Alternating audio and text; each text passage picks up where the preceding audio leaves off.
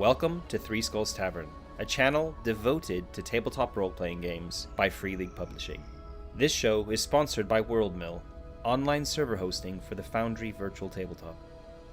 To support the show, head over to patreon.com/MattK. For a minimum of $2 per month, you get access to a ton of extra content.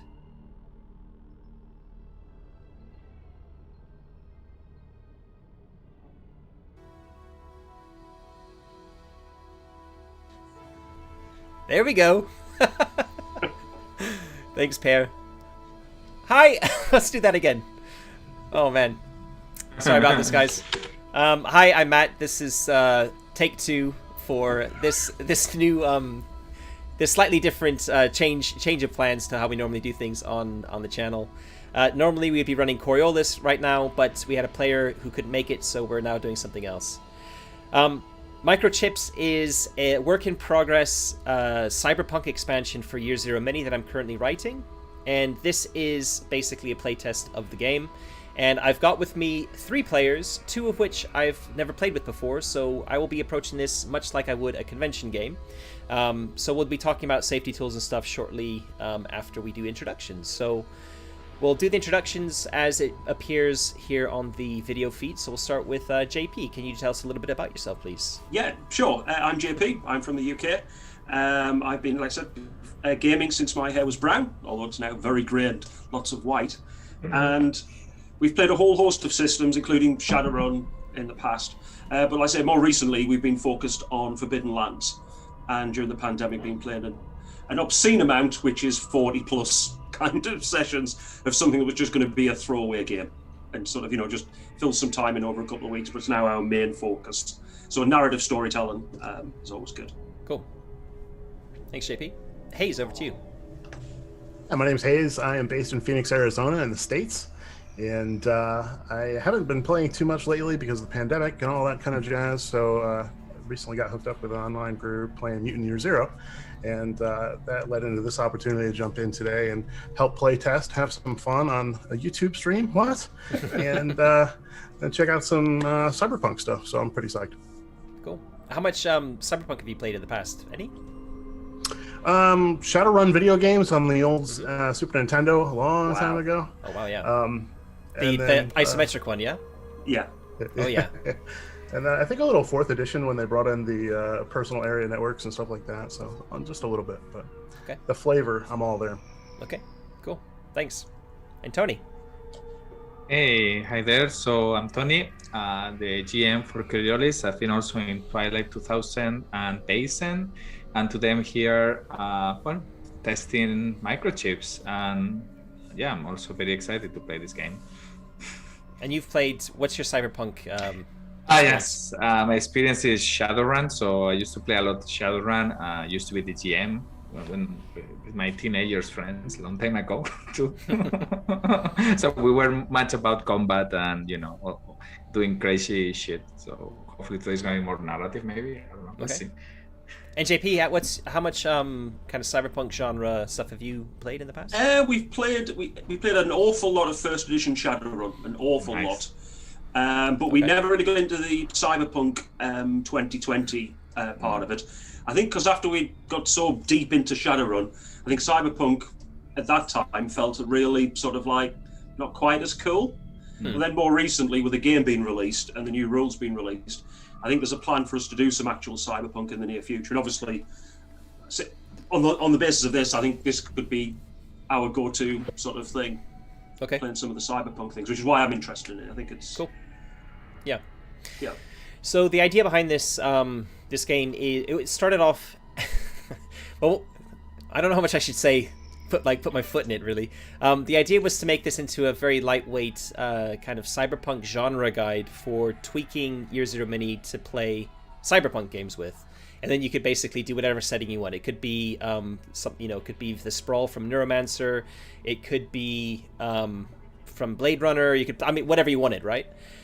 But I couldn't kind of help myself. I started adding setting flavor that was very specific to how I wanted things to look. And I've kind of started creating my own cyberpunk game. And I have a feeling that I'm probably going to release this as a full standalone game that doesn't actually require Year Zero Mini at all to run.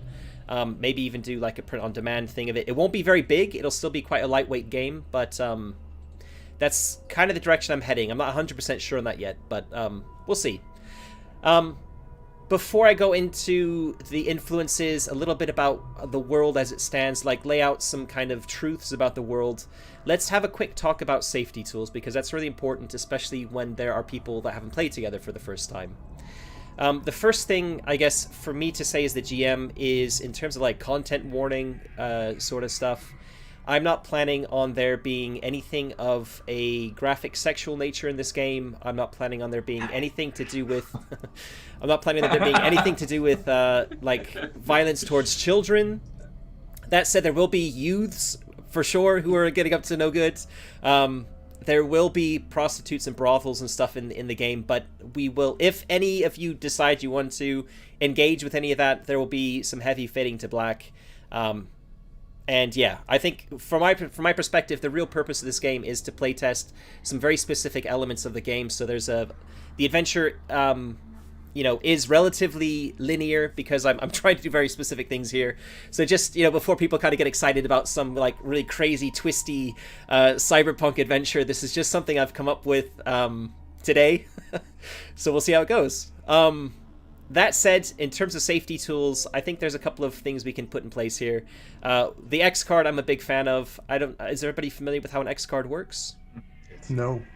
So, okay, this is a big thing in the convention space. Also with a lot of online games similar to this, where you're playing with new people. The idea is that you have a card, or it can be a Post-it note or something with a big X on it. And if there's something in the game that you basically want to nope right out of, you're not comfortable with it, you basically just hold it up. I would see it as the GM, and I basically would change the scene immediately. Like, okay, we're going to just stop that. It's making somebody uncomfortable. We're going to go to somewhere else. And no discussion needs to take place, anything like that.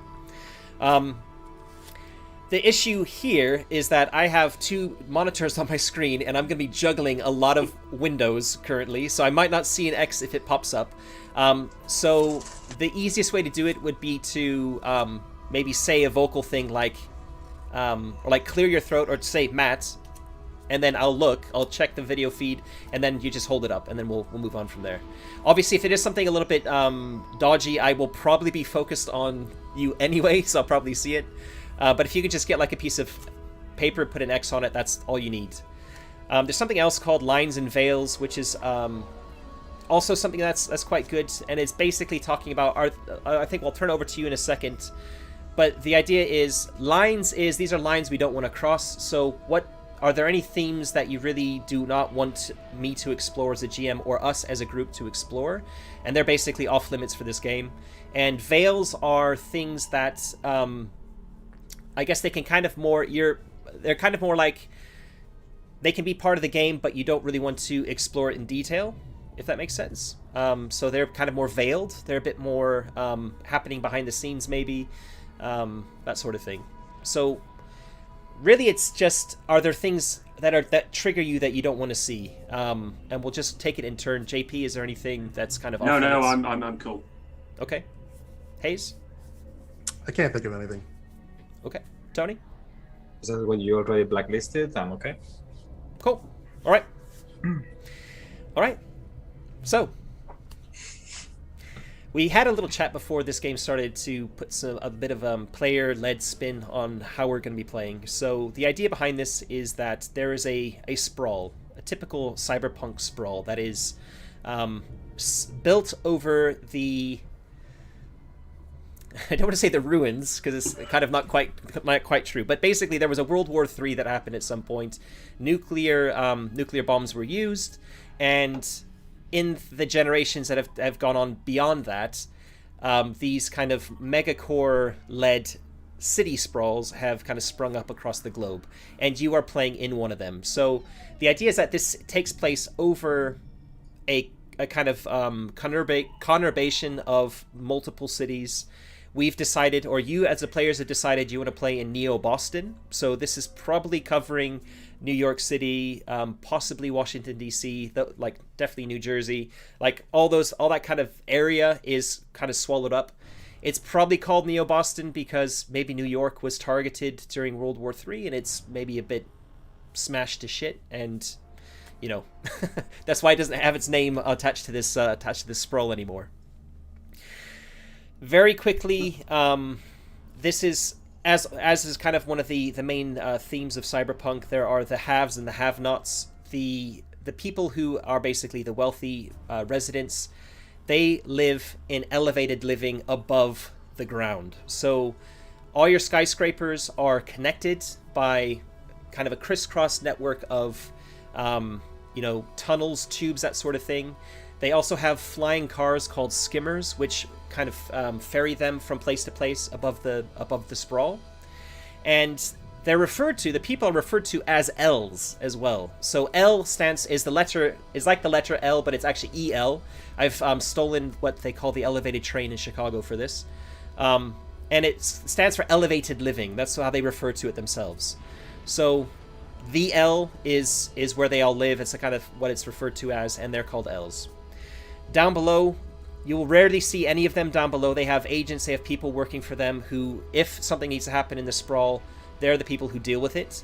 The sprawl is the world or the city at ground level, which is where all three of you are at.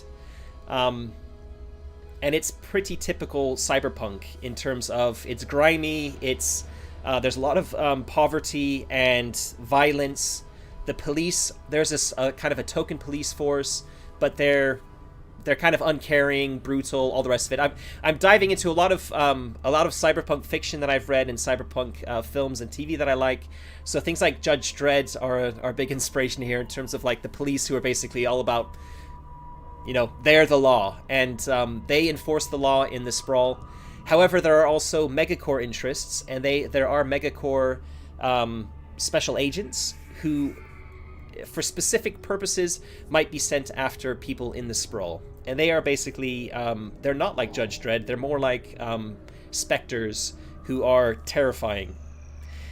So, that's kind of in a nutshell how it works. There's also like an underground element as well called the Warrens. We're probably not going to go there in this one shot, but the idea is that, we're talking maybe 100 years in the future or so.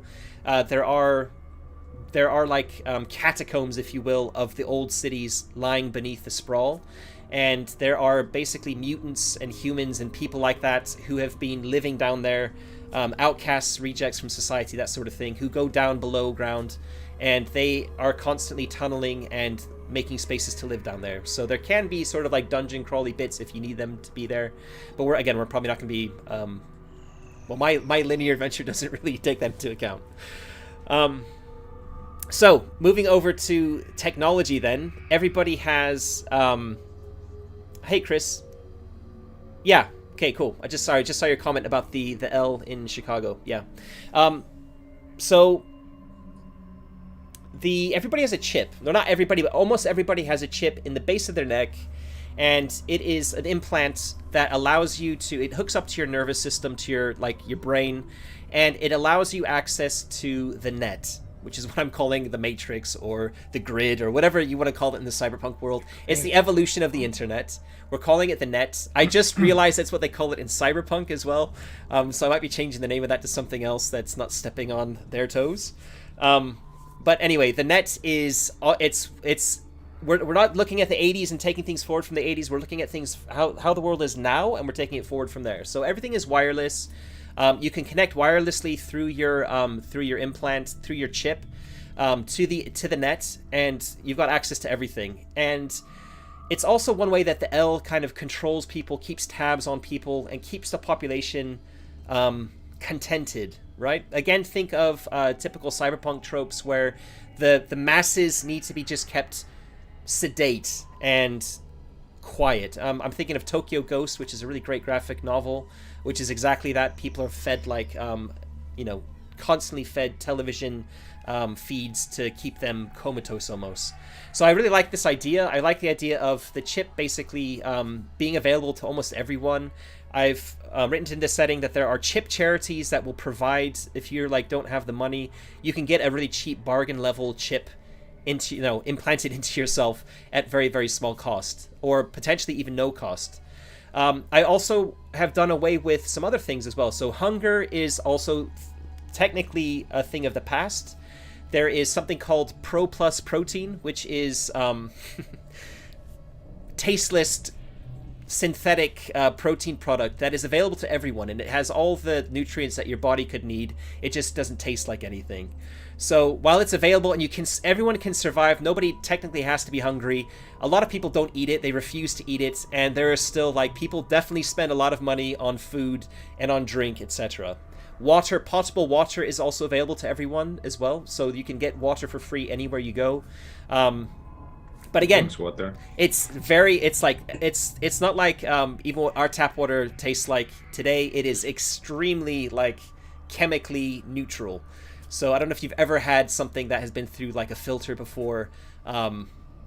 Yeah, it just doesn't taste like anything. Whereas, like, where I live, the tap water has, like, mineral qualities to it, so it actually has a bit of taste, kind of. Anyway, so despite these things being available to everyone in the city, anyway, this is very specific. If you're in the Sprawl, that's available. Obviously, if you're down below in the Warrens, you don't have access to protein, to P3, we're calling it, so Pro Plus Protein. So P3 isn't available, and water isn't available, so there's a lot of scrounging and scavenging going on with them. And beyond the walls of the city, there's a wasteland, and there are wasters who live out there. They're not allowed into the city at all, and we're not probably going to be venturing outside the walls of the city.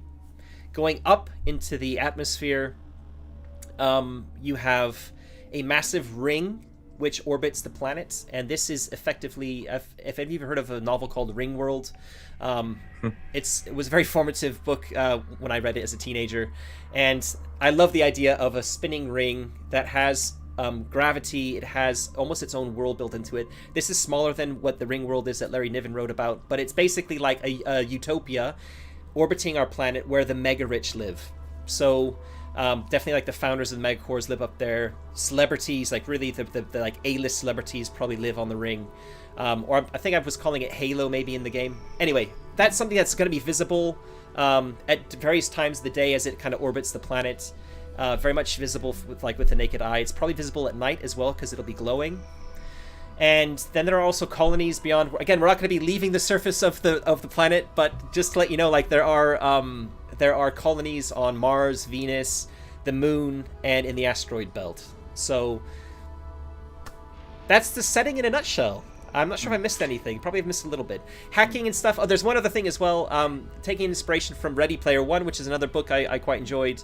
There is a virtual world called Xanadu. And Xanadu is basically a universe a virtual universe, what should we call it? And the various worlds are called nodes within Xanadu, and each of them offer a gaming experience. And through the magic of your chips, you also have to have a console that you connect to. So you have to buy a console, you have to buy a monthly subscription. So this is like your Xbox, your Xbox and your Xbox Live Pass. You have to purchase that, but what you basically get is you get access to Xanadu, and Xanadu is fully virtual reality. You don't have to move a muscle. You lie down or sit down in a chair, and you basically are there in this other world, and it's extremely lifelike. There are, anyway, and every kind of experience you can imagine, life sims, erotica, shooters, horror, survival, sports, it's all available. You have an avatar there that, whatever. Like, it's the evolution of kind of gaming and virtual reality, kind of, as I would see it happening in 100 years. While you're jacked into that, you can get physical accessories to make it more lifelike. So you can get, like, gloves, socks, and for those who have the money, you can get jumpsuits that cover your entire body. And that way, kind of, like, it will give you all the senses that your brain is telling you are there, but also you'll physically have a lot of them as well. Any questions? Info dump. I apologize. Very cool. It also reminds me of Alita, Battle Angel, with the rich guys up there and the poor people below. With what? Sorry. Alita Battle Angel. I've not seen that or read the anime. Okay. You should. You should. It feels very much like that. Yeah. Okay. Cool. Yeah, so I've actually touched on my inspirations, my touch points are in the manuscript, which people can't see, but it's Neuromancer, Snow Crash, Brave New World, Blade Runner, of course, and the new Blade Runner 2049, which I really loved as well. Black Mirror is obviously a really big inspiration here because a lot of Black Mirror episodes touch on a lot of these things like augmented reality and stuff. Love, Death and Robots is a really great TV series. That's a lot of cool cyberpunk stuff in it.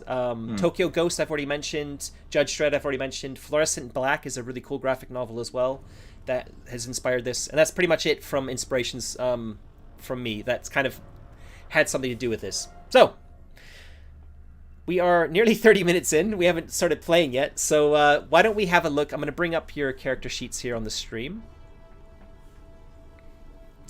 And this is basically how Year Zero Mini looks. But this, by the way, again, massive caveat. This is a playtest. This is still a work in progress game, so the final version might look different. But why don't we just walk through our characters one at a time? We'll start with how they're tabbed on the sheet in alphabetical order there. So I've got Loco to start off with. So John Loco Valdivia, he was raised on the streets. I mean, with many other kids that were probably disfranchised from parents, just left alone and making his living right there. He learned to be the tough guy and, to survive and to steal food and, to help maybe the other kids. He's of Latino descent and he's always wearing, like, I call them synth jeans. I don't know if that's a thing, but, a flashy leather. And a flashy leather jacket with a tank top, so you can see his muscles. He has some tattoos. He's actually basically very impulsive, so whenever he thinks he doesn't like something, we'll just punch it, basically. So the quirk is punch first, ask questions later. And then he's actually just goes ahead and, he doesn't pull back because he doesn't want to show that he's afraid of anything, basically. As an asset, I chose a metallic bat with extensible spikes. So basically, maybe with the chip, he will just pull them out and kind of more as an intimidation, maybe. And then he has a chip cybernected right arm. Maybe I didn't decide if he lost it or he just took it out. But he will basically, we has like a caveat, which is maybe in the middle of a hit, he might get stuck and maybe it cannot go through, and then he needs to punch with the left. I don't know, something like that I was thinking. And then, because he's of Latino, then he has all the arm is covered with Dia de los Muertos skulls, typical Mexican stuff. And he's basically very strong, very agile, and then for the rest, medium. And they're not very charming because he's not a very talkative person. He's just, you bother me. Yeah. Okay. Cool. There's a couple of new things on here. Stash. We're not going to really be touching on that, but the idea is that you have debt. I'm calling them G's. The currency can be whatever you want. If you want to have it yen or dollars or credits or whatever you want it to be in your version of what this game is going to look like. That's kind of ignored. There is no tracked money in this game. Your wealth is the track on the right that you see there. And your G's is the stash that you're saving up. So when you do a score and you get some money, it's how many thousands of whatever you've managed to save. And the group starts with debt of 10 G's to somebody. We'll get to that in a second after we've finished everyone. The other thing you can kind of see at the top right there, it says chipped with a question mark. There is an option for you to be unchipped in this game, but you're kind of treated as a pariah a little bit if that happens. And everybody here, all the players here have elected to be chipped. So... cool. That means you've got access to the net whenever you need it. You have access to all the augmented reality advertisements that are popping up everywhere you go. I've said this before, you can switch your chip off if you need to, if you don't want to be bombarded with information, or if you're on a run and you want to be kind of focused on something, you can turn it off. But because these chips, these implants are provided by the megacores, they use them as a way to control people. They use them for advertising. They use them for all sorts of stuff. When you select, it's just a mental thing to switch into standby mode. When you do that, you have very limited access with what you can do. So, yeah. All right. Also, Year Zero Mini normally has 4 attributes. I've increased that to 6 here because it felt a little bit right for Cyberpunk to have a little bit more breadth in terms of what people can do. We started with just 4, and it kind of felt like we were stepping on toes a little bit with even just with 3 players.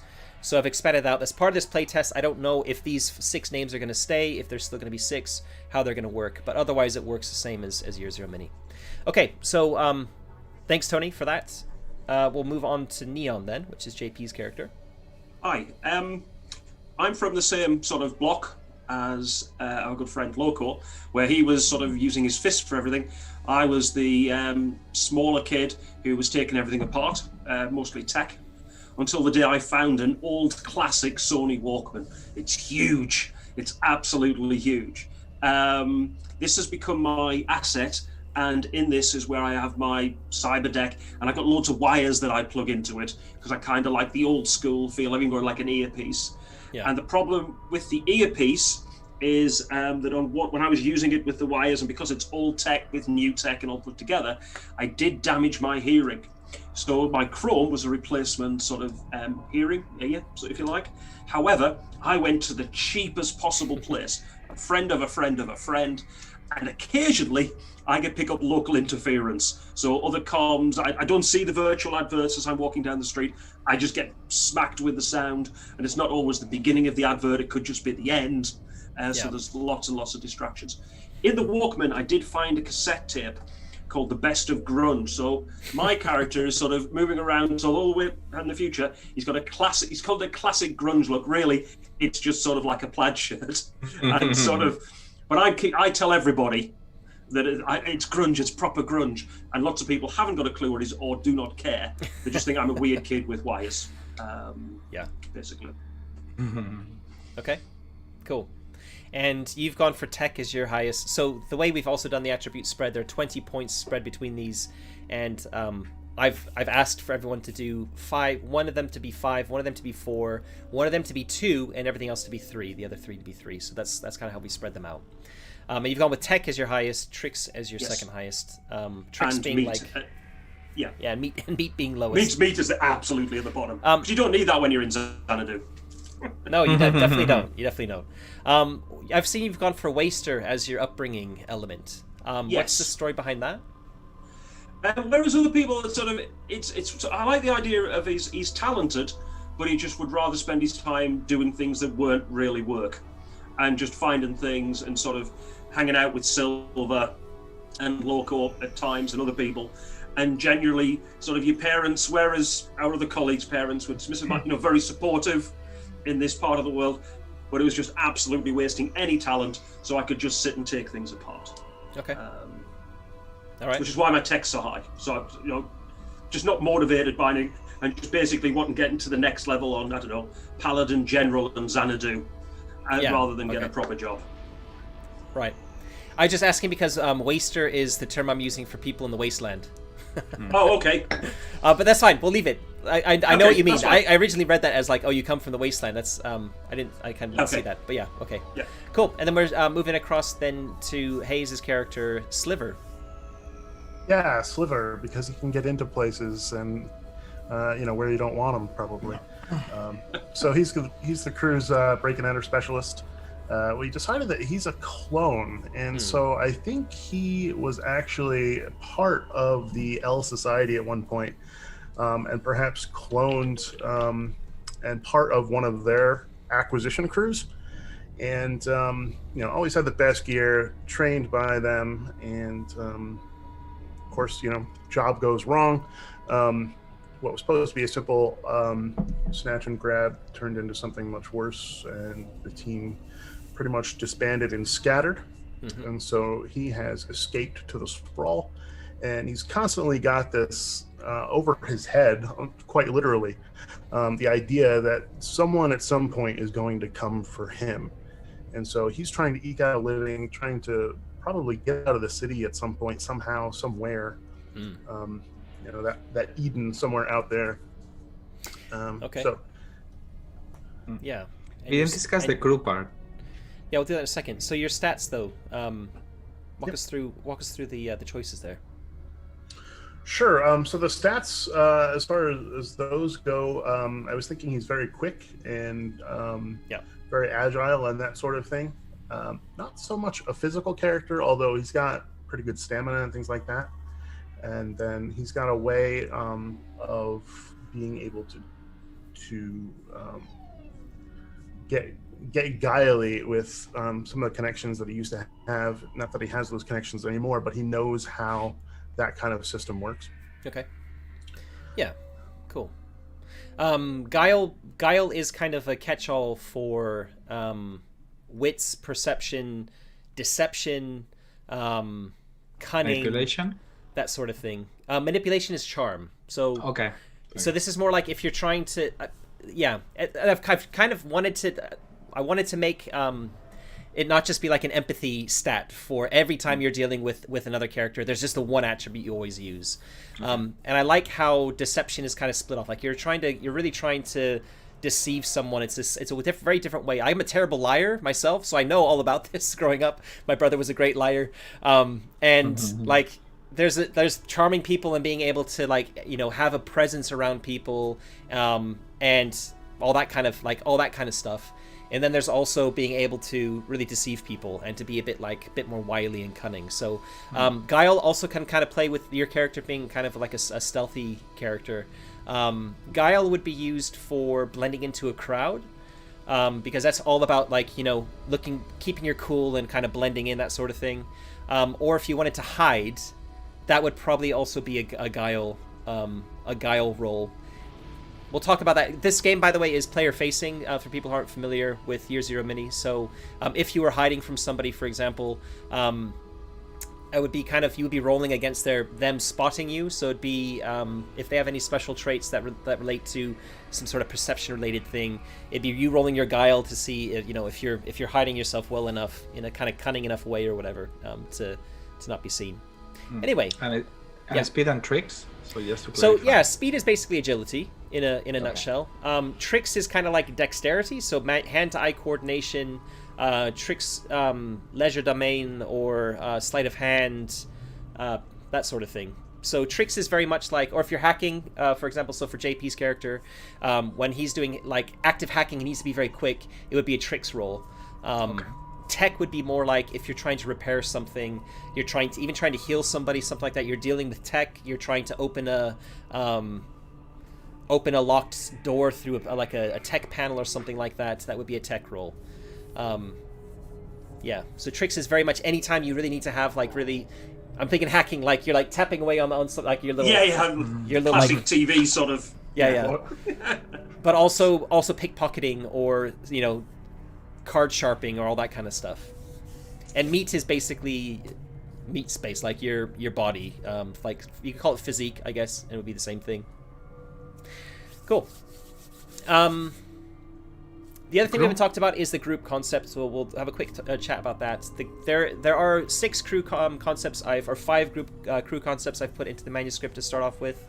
One of them is, and the idea is that you have a gang. So this is very much leaning into, you have a crew of people, you owe this 10,000, these 10 Gs to somebody, and you as a crew need to do something to kind of pay that back. So the crew concept that you've gone with is curios, and curios are all about finding curiosities from the kind of the world from the past.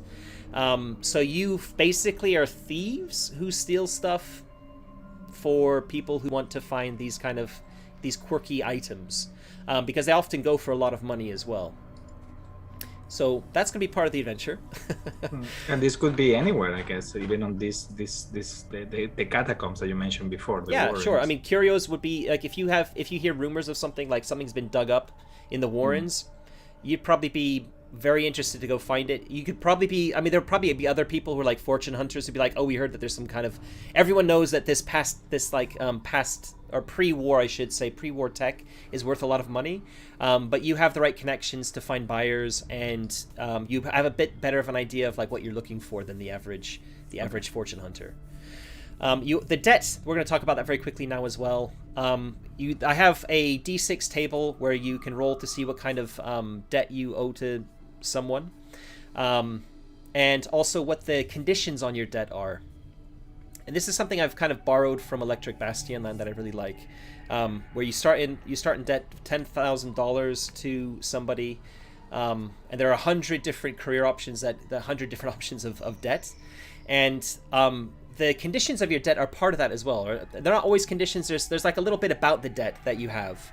And one bit I really liked about that was some of them have this condition, which is basically okay, you owe me money, but until you've paid me that money, I'm going to make your life a little bit more difficult as incentive to pay me back, right? So I have I basically did like a D6 table of things that could like make your life a little bit more complicated. And what you decided to go with is that David Smith is probably not his real name, is the Megacore agent that you are in debt to. And the background fluff is that you did a job where you stole from, in fact, it might not have even been a job. You stole from David Smith because you heard he had something. You knew that he was like a Megacore agent who had a taste for these finer things from the pre-war era. And you wanted to basically steal it as a way of leaving a calling card to say, hey, we're really good at doing this.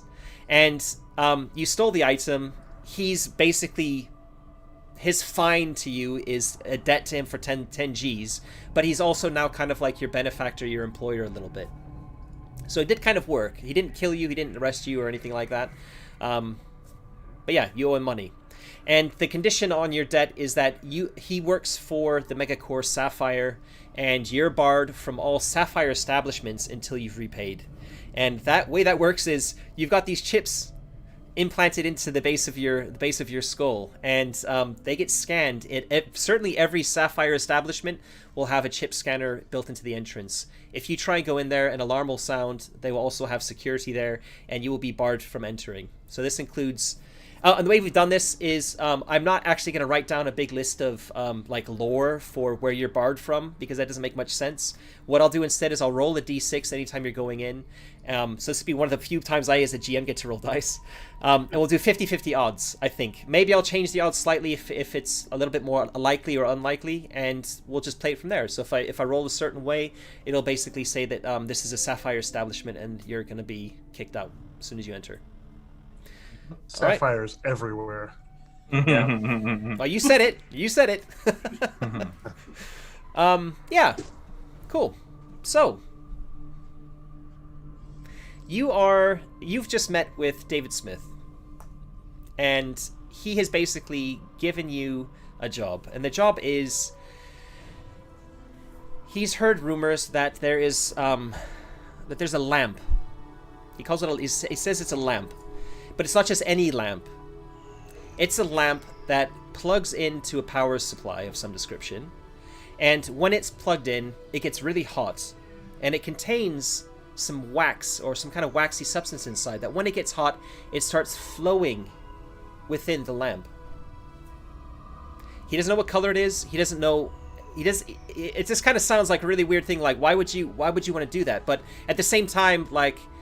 he's really intrigued by it because the person has been talking about this thing that he's got, this lamp that he has, and how absolutely psychedelic and trippy it is when he's high.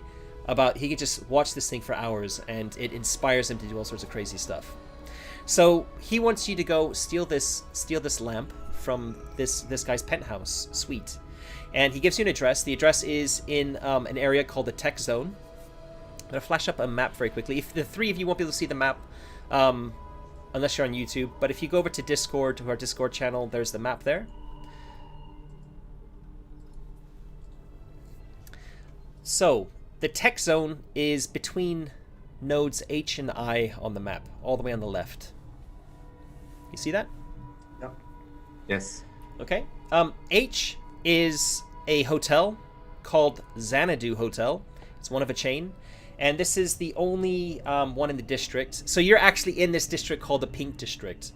No one's really sure why it's called the Pink District, other than when you're looking at these kind of like AR maps of the area that come up. It's a pink. The circuit that goes around it is always pink. So that's why everyone thinks, well, it's because the maps have it as pink. That's why it's called the Pink District.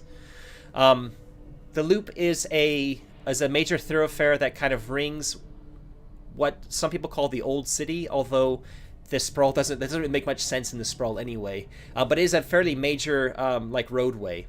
By the way, there are flying cars I mentioned before in this setting, but they're purely used by the elves. Down here in the Sprawl, everything has wheels, but everything is also run on electric power. So it's all like electric cars, electric motorcycles, things like that. Cool. And I is a tower. It's for a megacore called Intech, and the Intech tower goes really, really high up, right up into the L, and it is connected to the L. Yeah, up there. The one thing I didn't mention is that at the Sprawl level, almost.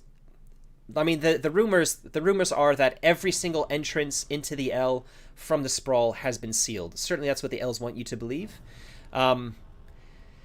Normally, the only way you would get up into the L is if one of the L's comes down. They send a skimmer down, and they bring you up to where they are. They've got landing pads and stuff, up in the heights. So, the tower here, this Intech tower at point I, is completely sealed at ground level. There is a parapet, almost like a balcony that goes all the way around it at about 10 meters up in the air, and that has a constant presence of guards, security guards there, armed guards, and there are drones that buzz around as well.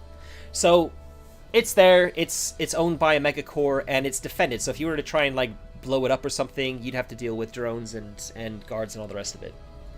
Okay. You are currently in node G, which is the Nexus. The Nexus is the hub of this district, of the Pink District.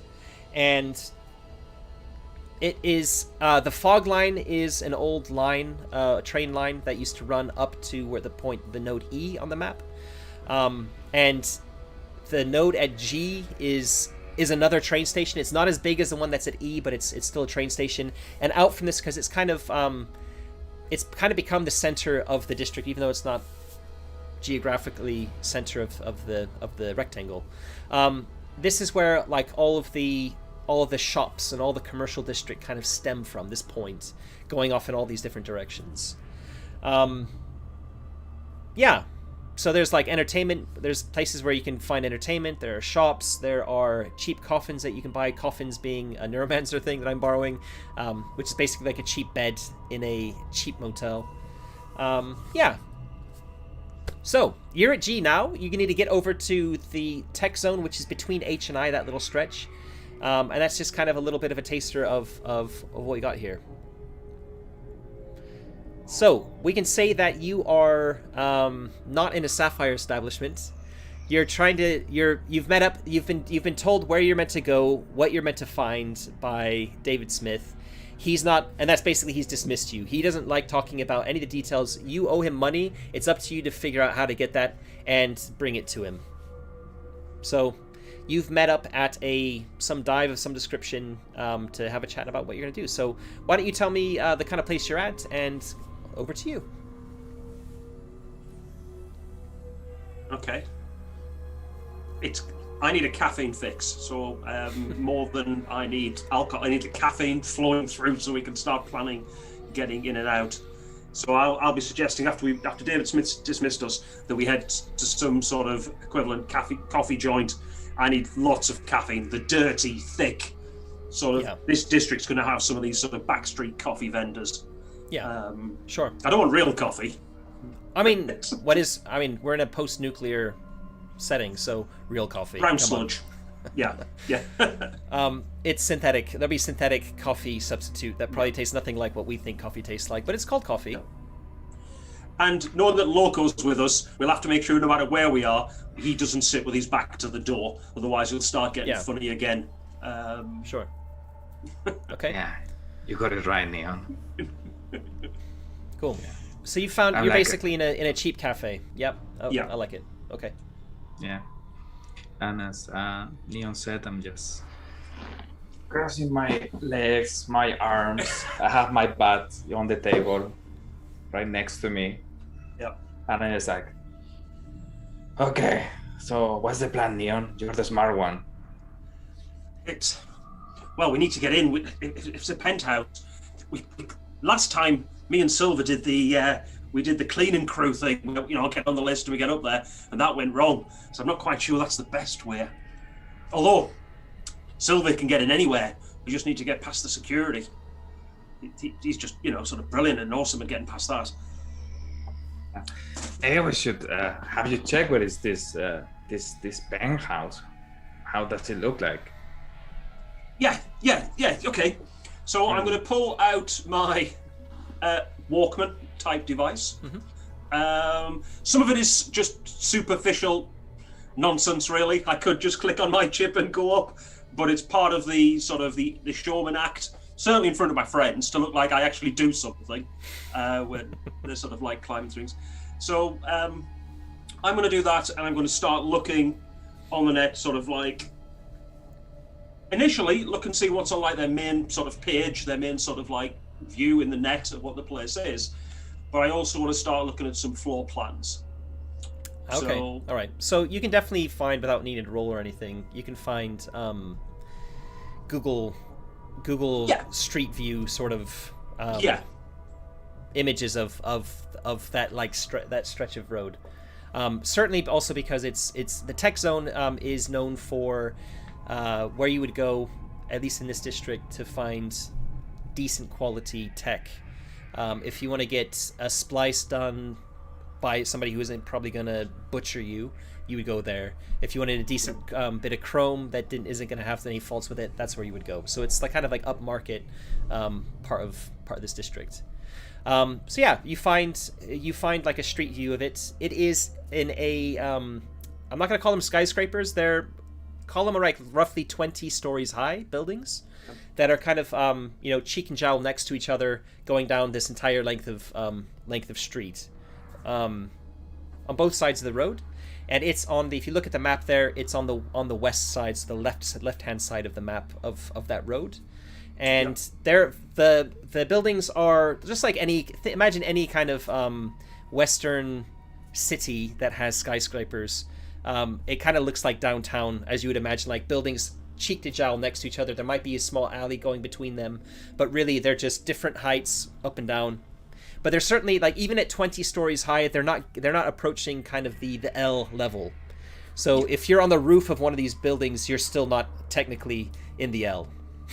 Okay. But that's the highest. That's kind of the closest you can get.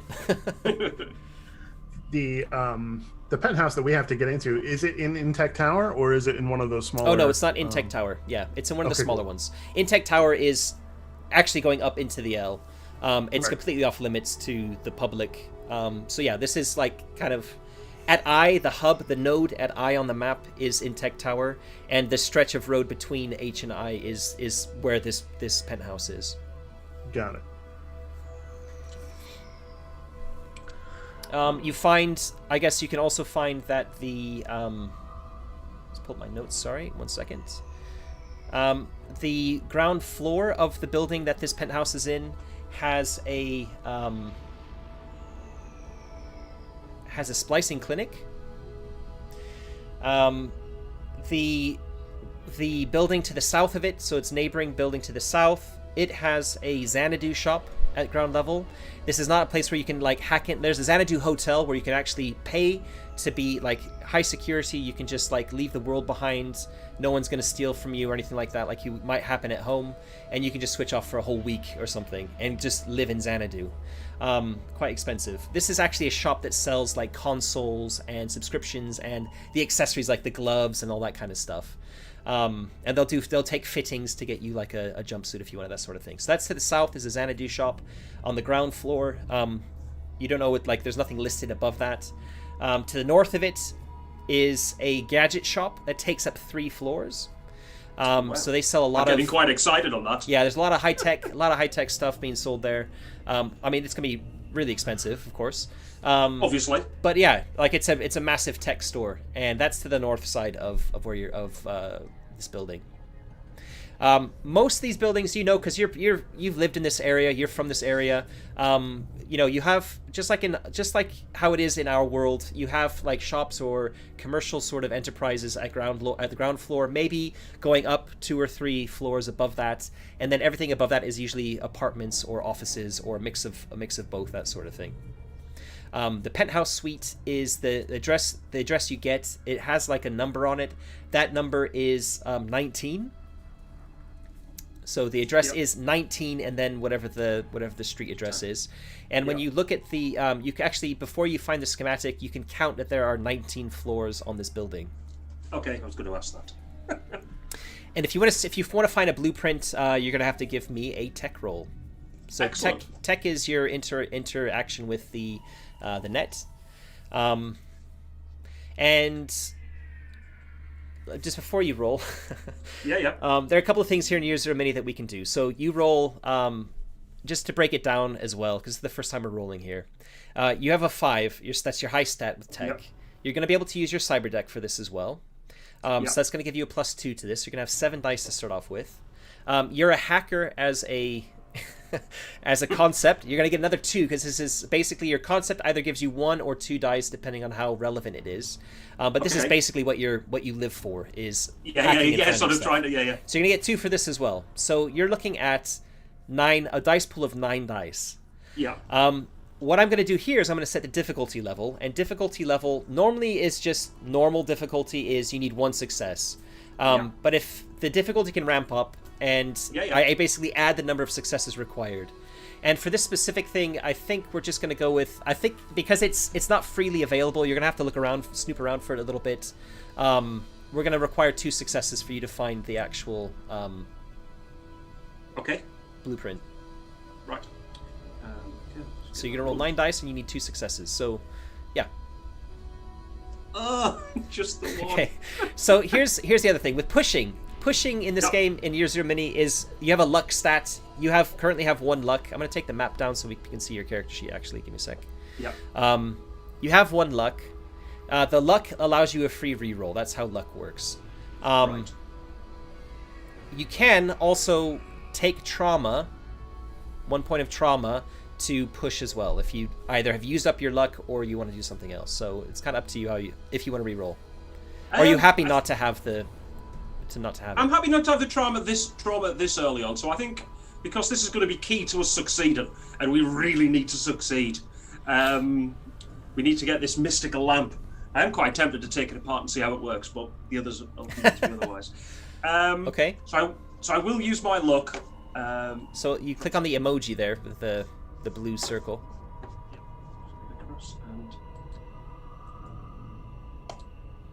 Oh, wow. Amazing.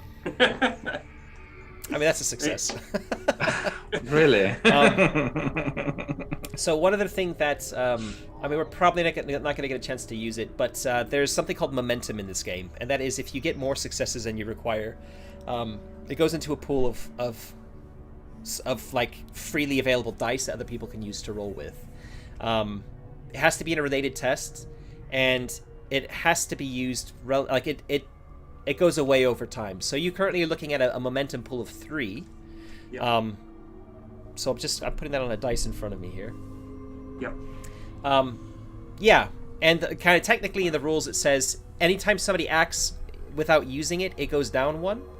But also, if like a lot of time will pass, I'll also make it go away too. So it's just to be aware of. So you find the blueprints for this tower, or for this building. I don't have them, so this is gonna be theater of the mind. But it's basically 19 stories tall. There is certainly the entire ground floor and part of the second floor. The back of the second floor is taken up with the splicing clinic. That is the commercial enterprise that takes place at the ground floor. Everything else is apartments. Okay. Apart from the second floor. So the back of it is taken up with the clinic. The whole front half, the blueprints don't say what it is. It just is a big kind of blank space at the taking up. Oh, I said it's at the back. It's probably like 7/8 is this big blank space, and 1/8 at the back is where there's like extra storage for the clinic at the back. Yeah. And you don't know what it is. You can't find any information about it, even with all those extra successes. It's just not there. So there's something on the second floor that you don't know about. Access to the building is basically again, kind of looking at how buildings work in our world. There's a side door to the side of the clinic. You go through there. You imagine you probably need a key pass if you're a resident in this tower in this like nice area. You probably have a key pass to get in. That goes then up some stairs to the second floor. You can see that there is a door to this gray area on the schematic, but nothing else. And then it goes past to the very back of the building. There is a lift or an elevator that goes up to the 19th floor from the second floor. So it doesn't go. In fact, we'll say it goes down to the ground floor as well, but it could be like a service lift perhaps if needed. But yeah. So the lift is at the right at the back. So you basically have like if you imagine it's a corridor along the left side of the building when you enter. It goes up some stairs, and then right at the back, on the second floor there is a lift that can take you up to the top. Okay. And then in between, like I think probably most of the floors are a mixture of big apartments that take up the entire building, like they're on one entire floor is devoted to one flat or apartment, but there are also certainly smaller apartments that make up that space. It's just a kind of hodgepodge. And the top floor, the penthouse suite, is a penthouse suite, so it takes up the entire top floor, and it has a nice we'll say it has like a nice balcony at the front as well. Okay, I'll mention that to Silver, obviously. Knowing how he enjoys, sort of getting in and out of places, I will point out this great area that I can find nothing about. Sort of literally nothing there. But we know where the elevators are, and that's where we'll get up there. So you're just sharing the information. I guess you just flip your hand and you transfer it to our chips. I'll just flip it for. Yeah. I like. Okay, got it. And you'll see them like in front of your, maybe like you can also like gesture something to like flick it off to the side so it's like blocking your view or anything. All that kind of stuff. Yeah. Just think Black Mirror. Yeah. Silver grabs like a big carafe of like this is the French roast they've got, and kind of comes back to the table. He's like, with the bat again, can we just kind of get it off the table? I told you about that last time. Oh yeah. I'm just too excited that I've found all this information, not realizing we're in a public space. Hey, Neon, I might be blind, but where are the guards? I didn't say it. Well, if we can get closer, I can try and get into the cameras. In the tech place, they're not available online. We'll need to get inside onto a terminal. All right. So something that's quite common, which I guess all of you know about, is that security systems for buildings like this, especially in like nicer ones that can afford to do it, tend to be on closed circuits. So they're not necessarily like there'll be CCTV cameras all over the place, but they're normally the way they normally work is that they go up to a kind of relay hub on the roof, and there's an antenna, a directional antenna that beams that to a security firm who will be in charge of security for the building. So it's very difficult to, like, you can't hack into these things from the net. You have to either patch yourself in somehow directly, or you'd have to get up 16 plus stories high in the air and intercept the kind of tight beam data relay that's being sent out. So you would definitely know this, Neon, being like a hacker. Yeah. In fact, you all would. Yeah. Sorry, Hayes. What was that? I said could take a peek with the drone. Yeah. Maybe, yeah. I mean, you're currently like really far away, so you're gonna have to get there. Sure. And this is where I'm gonna try and introduce some cyberpunk flavor. Matt, do we know anything about the target? Who they are, where they work, any of that type of information? You don't actually. That's interesting. I'm gonna say none of that is publicly available information. I guess we can use the momentum from that previous roll to make a to make another tech roll. Okay. Or we'll just cancel it. I think with 5 successes, it's kind of we'll just use those 5 successes for that. While you're digging around for information, you find what you need. Yeah, I mean, it was an expenditure of your 1 luck point as well, so it's pretty significant. I'm not going to make you roll again. So you do spend a bit more digging. When Sliver asks you about this, you spend a little bit of time kind of digging, trying to find this information. You are able to find it, and the putting on the spot. I need to find a name. Hold on. No worries. No, mainly why I'm asking is to figure out a good time to do this heist when they hopefully won't be around, something like that. Okay. I mean, that's going to be harder to figure out, I think. You can find out who lives there. The person who lives there is, you find a name. I guess you could find out a little bit about them from their, what was I calling it? their tweet book profile that they probably have. They're some like it's some sort of like I guess he's working in the tech zone and he's in a penthouse suite. He probably is like the store manager for one of the shops. Okay. Not the splicing clinic, but he'll be like a store manager. Okay. Go on. You're thinking. I was going to say that sort of the splice clinic. I just want to check who's the parent company of that just before we rock in. Should I roll the dice? So I'll let you roll for that, Matt. So I think we're gonna go with a splice. With it being in the tech zone, I'm gonna be there's gonna be, if it's a 1 or a 2, it's not Sapphire. Anything else, it's gonna be Sapphire. And I rolled a 5, so it's owned by Sapphire. Brilliant, absolutely brilliant. So as soon as but we you don't enter need the to. building... No, that's to get into the establishment. Like that's to get into the clinic itself. The No, door. I'm just. Oh, yeah. Sorry. Go on. I was going to say, just when it goes wrong, that's the only part of the building we can run into. I'm just sort of like planning ahead. Yeah. Definitely a spanner in the works for sure. So, Yeah. so we can assume this guy's like 9 to 5, something like that, I guess. I mean, you can find the shop times that he works in. Yeah. And yeah, we'll say it's like more or less. Yeah, here in the Sprawl, they probably open later. It's probably more like they open at 10 and they close at like 8 maybe. But you don't know what. I mean, he might be there an hour early and chip off a little bit early as well. But the opening times, we'll say the opening times like 10 till 8. Okay. Sounds like a nooner. Yeah. Always the best to go sort of rummaging about in the daylight. And what time is it now? We'll say it's nighttime. It's nighttime. So it's like, I don't know, like 10 o'clock. Yeah, Sure. It's 10 o'clock right here in Germany right now, so... Yeah. Me? Sounds good. So, wait until tomorrow, maybe? Or do you want to go and punch him in the face at night? I don't mind. Well, as long as you're at the front, I'm great. That sort of you're at the front, man. I'm more than happy to. I don't want to use the word hide, but sort of like stay at the back, making sure no one sort of sneaks up on us. I put my arm on your shoulder. Yeah, don't worry, Neon. I got you. Excellent. Suddenly flashing through my head of not wanting to get hurt or shot or something. It's the chrome one, actually. Yeah.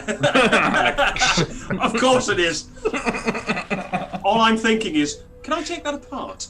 I really want to go at night. I really want to go at night, but it's... I don't know. You're the smart guys. I don't mind. Which of you has the highest guile? Got a 4. You. Why don't you give me a guile roll? Let me just see if you need to modify by anything. Give me a second.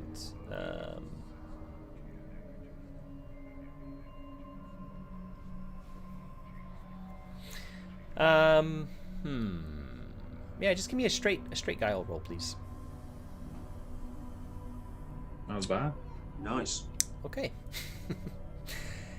You notice that somebody sitting at another table is trying not to make it obvious, but they're like listening in.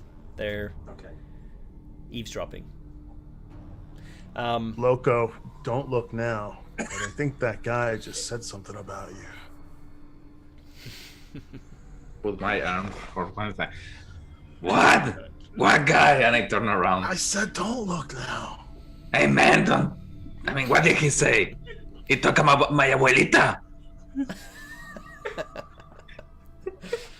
And you see at another table there's a guy sat there, and he's dressed like a local, with kind of,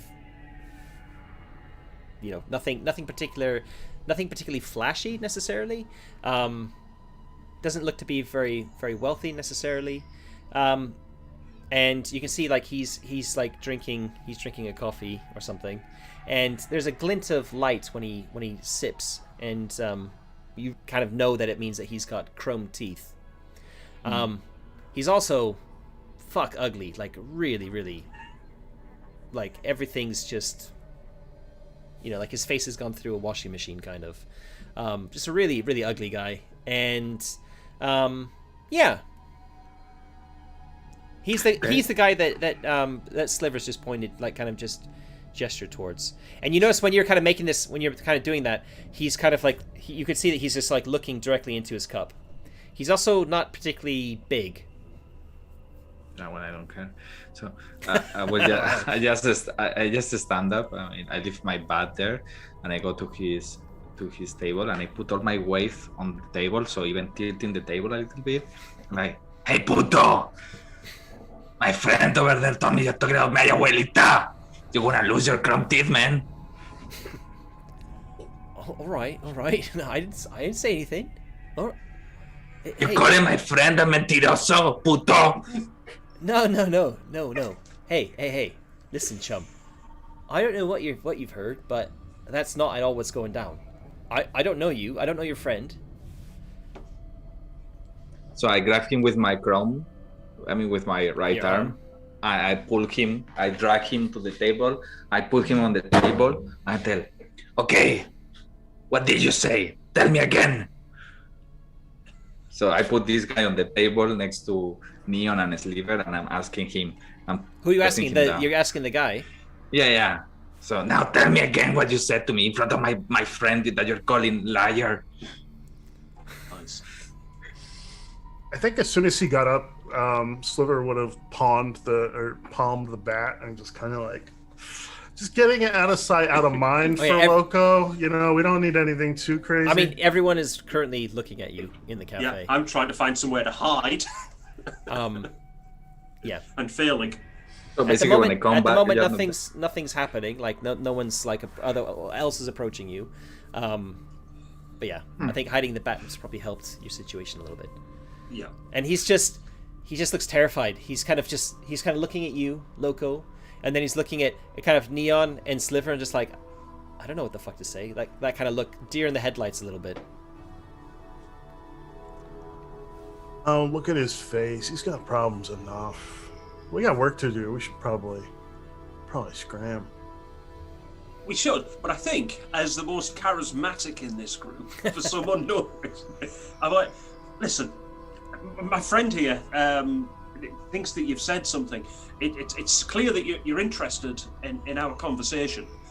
Like I say, my friend here, and I'll point at Loco, you know, he's not had enough of this coffee today, so he's in a bit of a foul mood. So if you just tell us why you were eavesdropping, and then it's all good and you can go. It's and I think that's pretty much, you know, it'll be all good. We can finish our coffee, you can finish yours, and we can sort of leave you for your business. So I'm going to make a charm roll to try and okay, yeah, calm me down. Calm everybody down, because if the law turn up, that's going to delay us, and then we won't be able to do this. Okay. It's you got 3, right? Yes.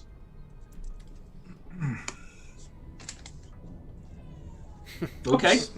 So I'm just blathering away, realizing that although I'm the most charismatic normally, this situation with the fact that this guy sort of holding, you know, Loco's holding him down. Clearly, my words are just he's not listening to me. It's yeah. So I push him down more, like making the table creak, and I'm like, talk puto.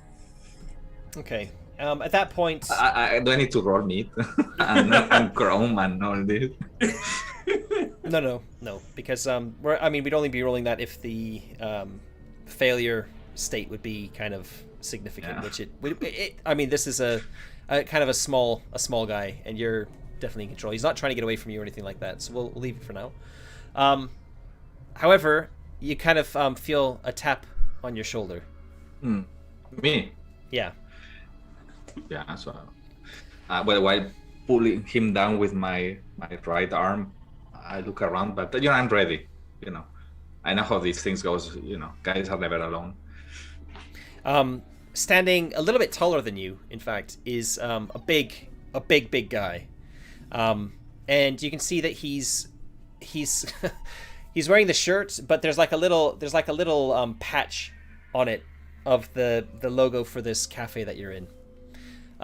He's the monster. Okay. He's like, I need you to unhand that customer right now, or we're gonna have a problem.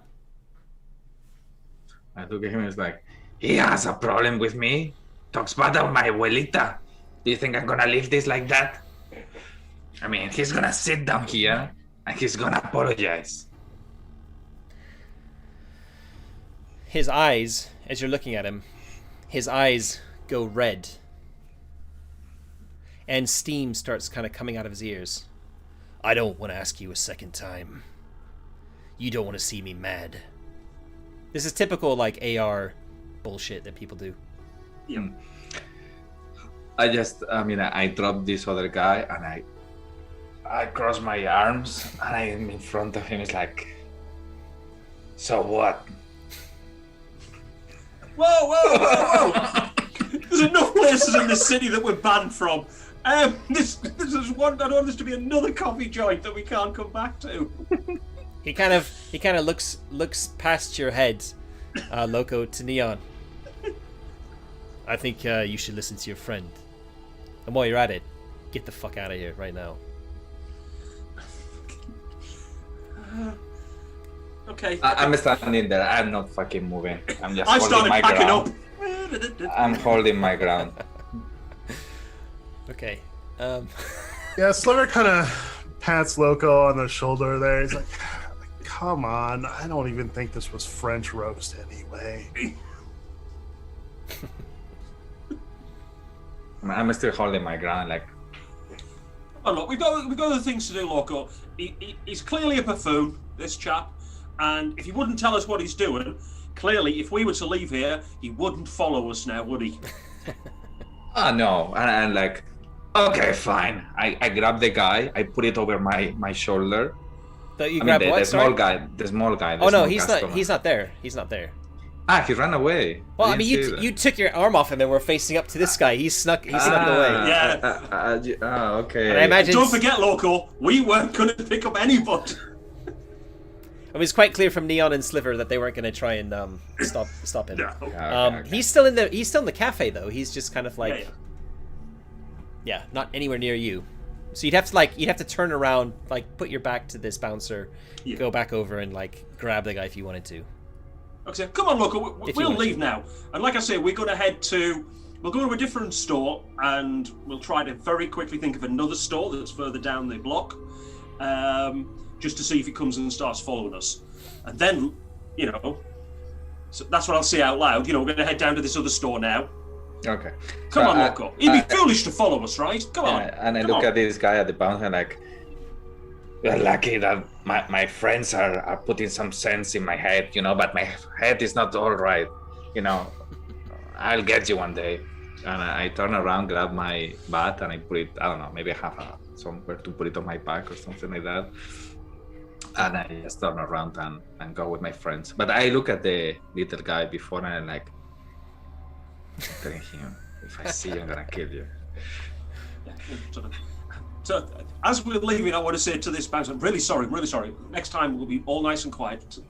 It'll be really good. Okay, bye. The bouncer just kind of like, walks behind you all as you're leaving, and kind of stands in the entrance with his arms crossed, like. Yeah, towering above me. Yep. Yep. Mhm. Like. Oh, that's what he's employed to do. All right, so you're out of the cafe. What do you want to do? It's like 10-ish, 10:15, something like that.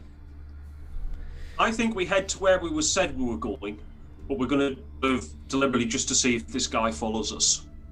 Okay. Because once we're out on the street, that's self-defense, right, Loco? I don't fucking care, man. So you got a couple of different ways you can go. I'll just tell you the kind of the area, the areas a little bit. The more central you stay in the district, the more kind of developed it is, and it's around the edge, especially on the east or the right-hand side of the map, and on the south side of the map. there's a little bit of like destruction that's gone on, that the Sprawl hasn't really built up so much around it. So there's ruins of like old buildings. There's a lot of what I'm calling radweed, which is this kind of like overgrowth that somehow has survived despite there being like out in the wasteland and stuff, kind of covering everything. So there's like this overgrowth area, certainly full of like the Warren is all over that bit. There are definitely like mutants and other creatures and animals out in it, but it's still within the city walls. So the way I've kind of figured this is that you're kind of near the edge of the Sprawl. You're not right in the center of it. So the loop kind of takes you away from the edge more towards the center of the Sprawl, if you will. So yeah, that's just something to think about. Like if you're going to walk at night along the edge of the district, that's kind of what you're going to be. That's what you're going to be aware of. Between F and G, that strip is known as the Fun Zone.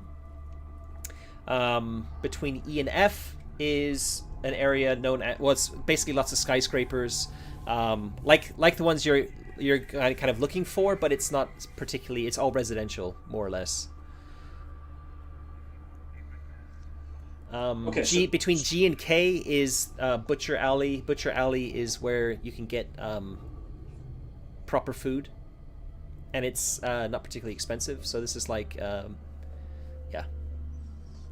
okay. like holes in the walls, that sort of thing. Yeah. Yeah.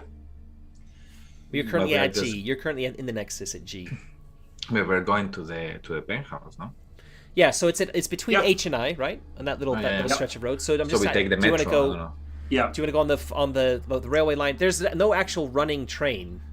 Okay. It is a train line that the kind of has just been people have kind of developed around it. Can we stop a taxi or something? Yeah, there's cabs and stuff. It is a road. Before we stop for cabs, can we just walk for a little bit and get Sliver to have a look behind us just to see if that guy's following us? Sure, man. The last, I'm only speaking for me, but the last thing, if we get a cab and we get to the penthouse and we get out and he follows us there, it could go wrong. I'm suddenly very nervous about this. I'm incredibly nervous. But Loco and Sliver, you're the guys. You're going to be great. You're going to be. So, okay, so we can do this. Like, I'll have Sliver roll for Guile again for this. You're going to get a couple of bonus dice. You're kind of a specialist in this kind of thing with sneaking about, right? So you know some of the tricks. However, it's not really. I'm going to argue that it's more like a 1 extra dice added to this rather than 2 to spot somebody else. But if you want to use your drone, you could definitely use your drone as well, and that would give you 2 extra dice. I think I'll just eyeball it. We'll save the drone for later. Okay, and it's certainly a developed, even though it's nighttime, you're in a developed enough area that there is a lot of light and stuff. Bear in mind that there are AR tricks you can do to like go in stealth mode, just purely with augmented reality.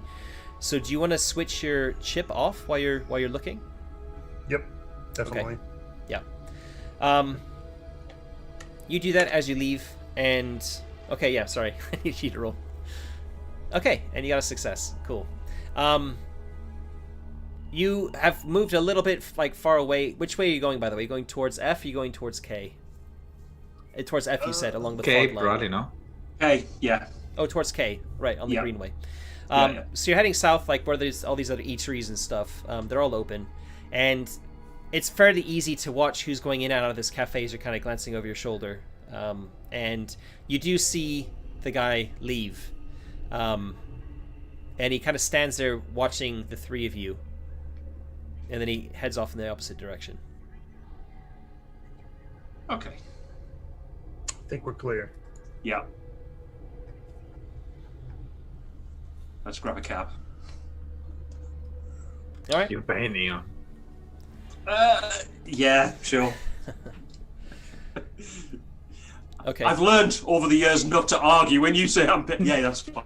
Okay. So, bear in mind you're all three poor, right? Yeah. You've just eaten at had a coffee at a cafe.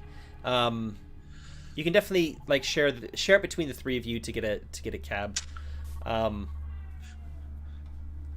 think because you're all poor, you've gone with the poor wealth option, which is like the lowest option you can go for. The most that you can scrape together maybe is it'll take you to like J.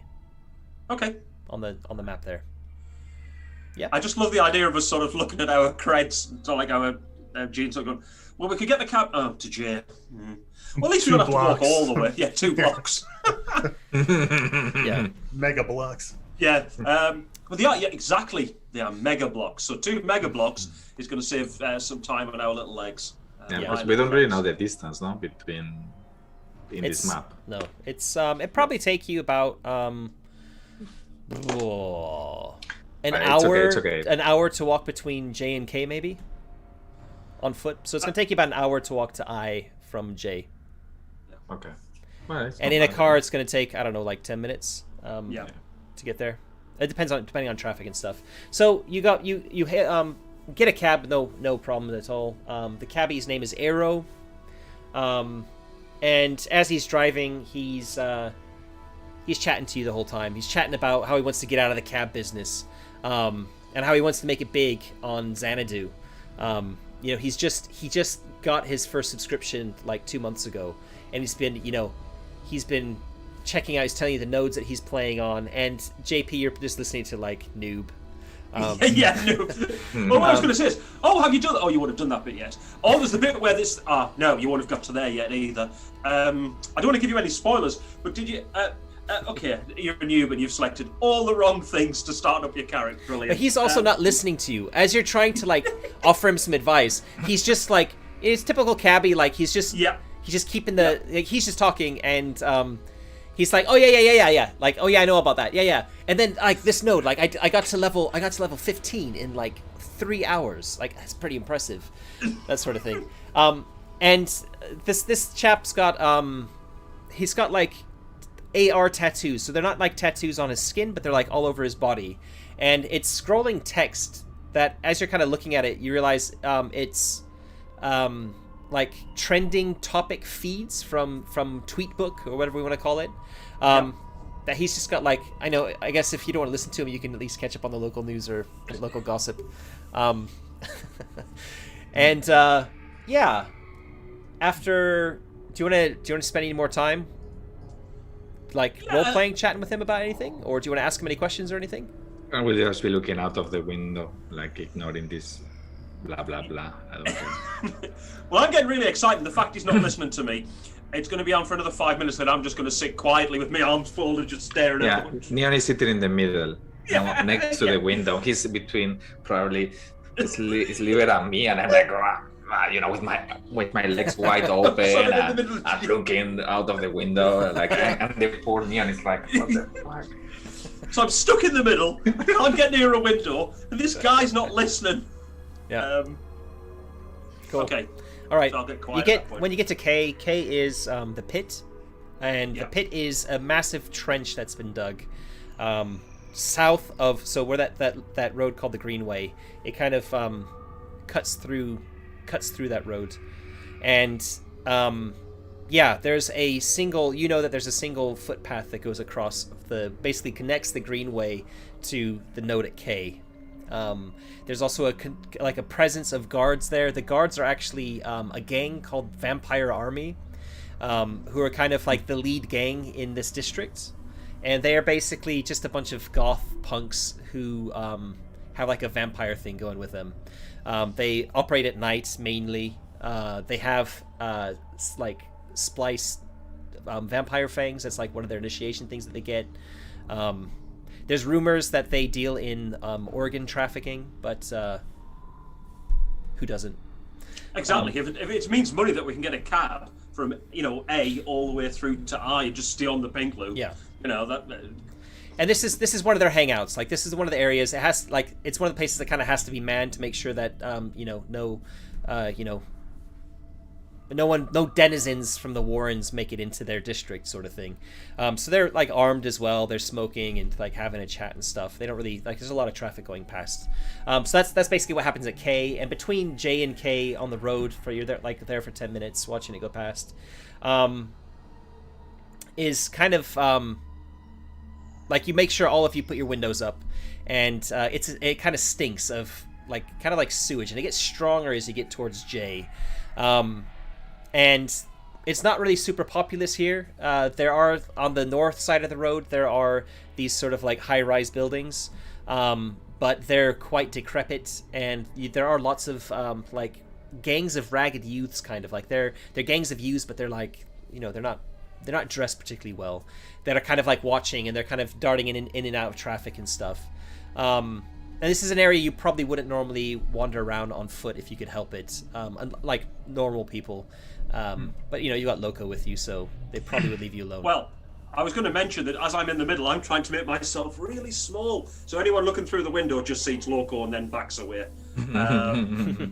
They think he's scowling at them. He's just bored by being in the cab. It's sort of... Yeah, I mean, Arrow is still just jabbering away about the whatever node he's been to next, and these are all like, he's now talking about a platforming node, which you think of like Super Mario 3D kind of like type of thing, but you know, he's Mario kind of thing, so he's like, this is the one he just tried out yesterday or something. You then get to J, and this is where he stops. You pay him. J is what's called the Morgue, and this is where dead bodies basically just get dropped in the canal. In the canal, this is where the stench of sewage is also overpowering. As soon as you get out of the cab at this spot, you can already start to feel a bit of like your eyes slowly start to burn, then your nose slowly starts to burn. You all keep your mouths closed as much as you can because the inside of your mouth would start to burn. The canal is not really... It doesn't have a very high concentration of clean water, shall we say. It's kind of toxic sludge. Yeah. And this is where they dump... It flows from the kind of from the north west to the southeast, so it flows down left on the map. I'm just realized I don't have the map up, so let me just... I've been talking about it constantly. So you've gone from G to K, K to J. Right, so you're at J now, and the canal is flowing kind of down left off of the map, and it's called the Morgue because that's where bodies get dropped, dead bodies. And I imagine that scavengers trying to pick any. I was just going to say we're left on these guys. Yeah. No? Probably. I mean, people don't really go into the canal, but certainly like we'll try and fish them out or something like that for sure. And it's also not like a very swift, it being a canal, and it's also, you know, it's sea, it's dammed. There's a weir there as well, that we can kind of control the flow of it into the district. So it doesn't like, it's just full of, I mean, the canal's pretty horrible to start off with. Then it gets slowed down, controlled, so all the shit from the kind of pink district makes its way into it. All the runoff from the various businesses and stuff get dumped into it. Anyway. You make your way, I guess, very quickly past the canal, right? As fast as we can. Yeah. Because you're not equipped with any kind of, like, you know... suits or... No. Yep. And that's fine. I mean, it's just a narrative thing that you're kind of... that's happening. If you were to linger there, then it might start taking some harm. But yeah, the next stretch between I and J is... it's called the Razor Way. And because you can see, you can actually see the Intech tower up ahead of you because it's all lit up at the top, and there's some lights kind of running down the side of it. With your chips turned on and with the AR stuff switched on, there isn't any kind of AR finery down at the lower level of the tower. It's completely like blank, other than some lights which kind of make their way up at along the edges, along the seams, if you will. But higher up, when you kind of look up, there's all sorts of flashy moving billboards and stuff kind of projected mainly for people in skimmers up in the L to see. So you can very easily see that's the corner. You know that's the edge of the tech zone that you're heading towards. And the road that you're on right now, the south side of this road has a massive chain link fence that's reinforced with razor wire along the top. And everyone knows that this is paid for by Intech. Just to make sure that nothing unsavory makes its way from the kind of sprawl waste nearby up towards their tower. So they maintain it. It's in pretty good shape. There is still you do kind of I guess as you're walking, there is still traffic going along. There aren't many shops. So the north side also has residential bits, but you can tell that they're a little bit more upscale than the previous ones on this side of the canal, because you're making your way more towards the kind of the nicer area of the district. You do see some groups of vampire army people kind of walking around, but again, they're kind of in control of the area, and they don't really they don't like hassle people for the hell of it. At least not the ones you're kind of passing by, unless you look at them wrong, or you you do something a little bit silly, loco. But yeah. So you make your way. It's gonna take you about an hour. So we're gonna say you'll be getting there just, I don't know, like 20 minutes to midnight, something like that. So not quite midnight when you make your way. You get to kind of the tower. So to okay. Yeah. Okay. And as you get closer to it, you can hear the buzzing of drones. As you're aware, because you're all from this district, that there's like a pretty heavy drone presence in this area, around the tower specifically. There's also like spotlights kind of shining down on the ground around the tower. And not spotlights like Metal Gear Solid that are kind of moving constantly. These are like the whole area around it is lit. But yeah, I mean, traffic is still walking past it and everything. Like, it's not restricted area or anything. It's just very heavily monitored. Yeah, so this is the headquarters or Intech in a way, no? Yeah. I mean, you don't know, but it's certainly an Intech building. Okay. Oh, I still want to hack in and turn the lights off. But that isn't for now. I'm getting sidetracked. It'd be cool to turn all them spotlights off or hack one of them drones. But no, we need to focus on what we're doing. Life goals, Yeah. It's on the bucket list, right? Yeah.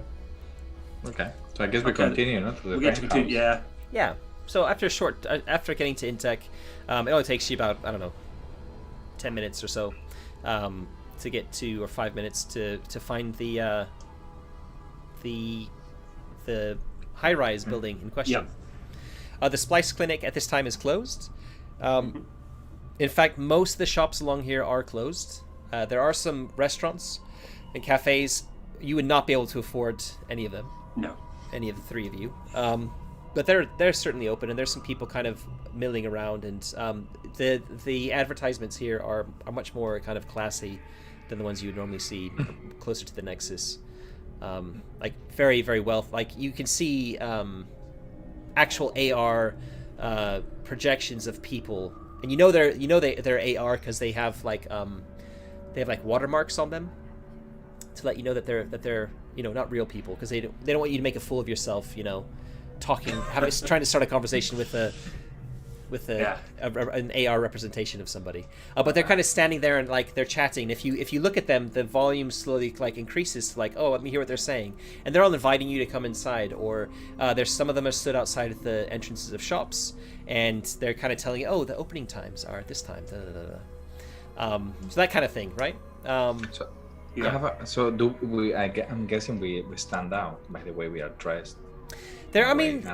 At this time, yeah, most people coming through here are either passing through for some reason, or they're kind of like looking for a restaurant or meeting up with people. But you do stand out a little bit, yeah. If you kind of stop and hang out on a corner, you're definitely going to stand out, yeah. Yeah. The fact that we all look poor stands us out, even before the fact. Poor walking on the street, and I mean, you don't look poor. You just look like like sprawl rats, kind of, right? Yeah. Exactly. I mean, okay. Tony looks like a bruiser, and this isn't really an area where there's a lot of bruisers, unless they're vampire army maybe or something. Yeah. Yeah. Okay. So we just try to avoid, the Yeah, we just try to avoid making eye contact and. Mainly just so people don't remember us. I mean, try maybe be on the other side of the restaurants or something like this. Yeah, that's a good idea. Although walking backwards and forwards across the road all the time to avoid the restaurants, that also might. True. At H again, as I mentioned, there's this hotel, the Xanadu Hotel, and you can see that in front of you as well. It actually,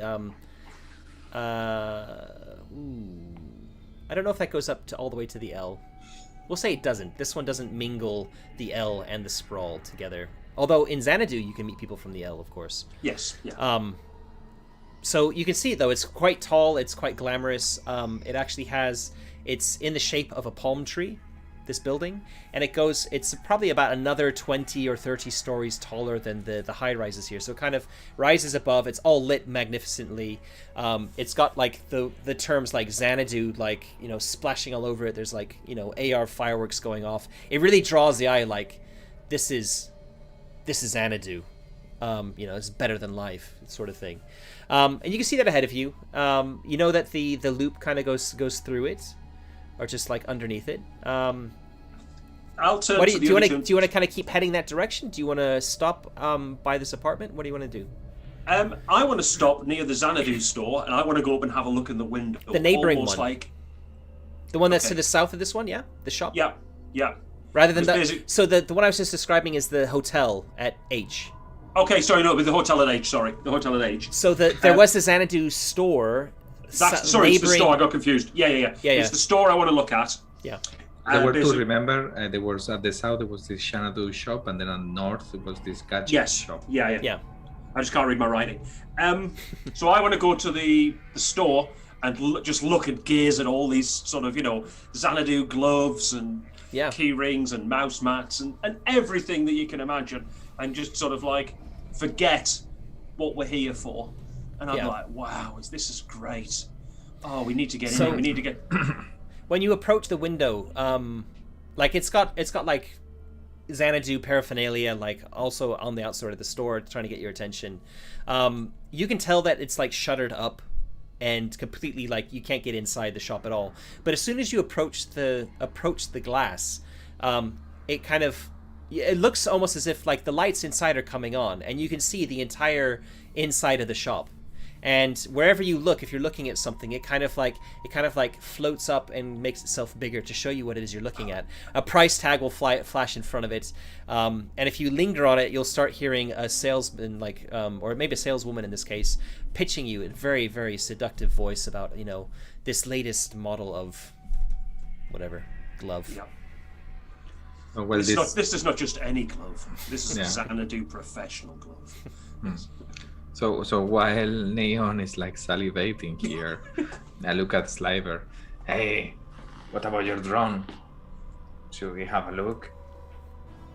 Yeah, that's a good idea. This could take a minute. So he'll pop off a backpack and kind of fish his drone out and. I checked that there are no cameras. I mean, that's. There are cameras pointing at you right now. There are, because we're on the store, I'm guessing. Oh yeah. Good point. Maybe we'll sneak around the corner. Mm-hmm. I mean, it's not like constant CCD presence everywhere. In my head, but they're like certainly every storefront has probably one, maybe two.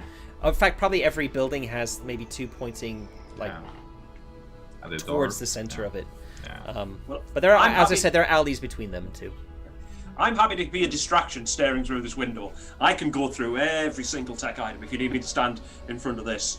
And to be honest, you're probably not the first, the first poor kid to stand in front of the Xanadu shop when out of hours when there are no employees to come and shoo you away. Yeah.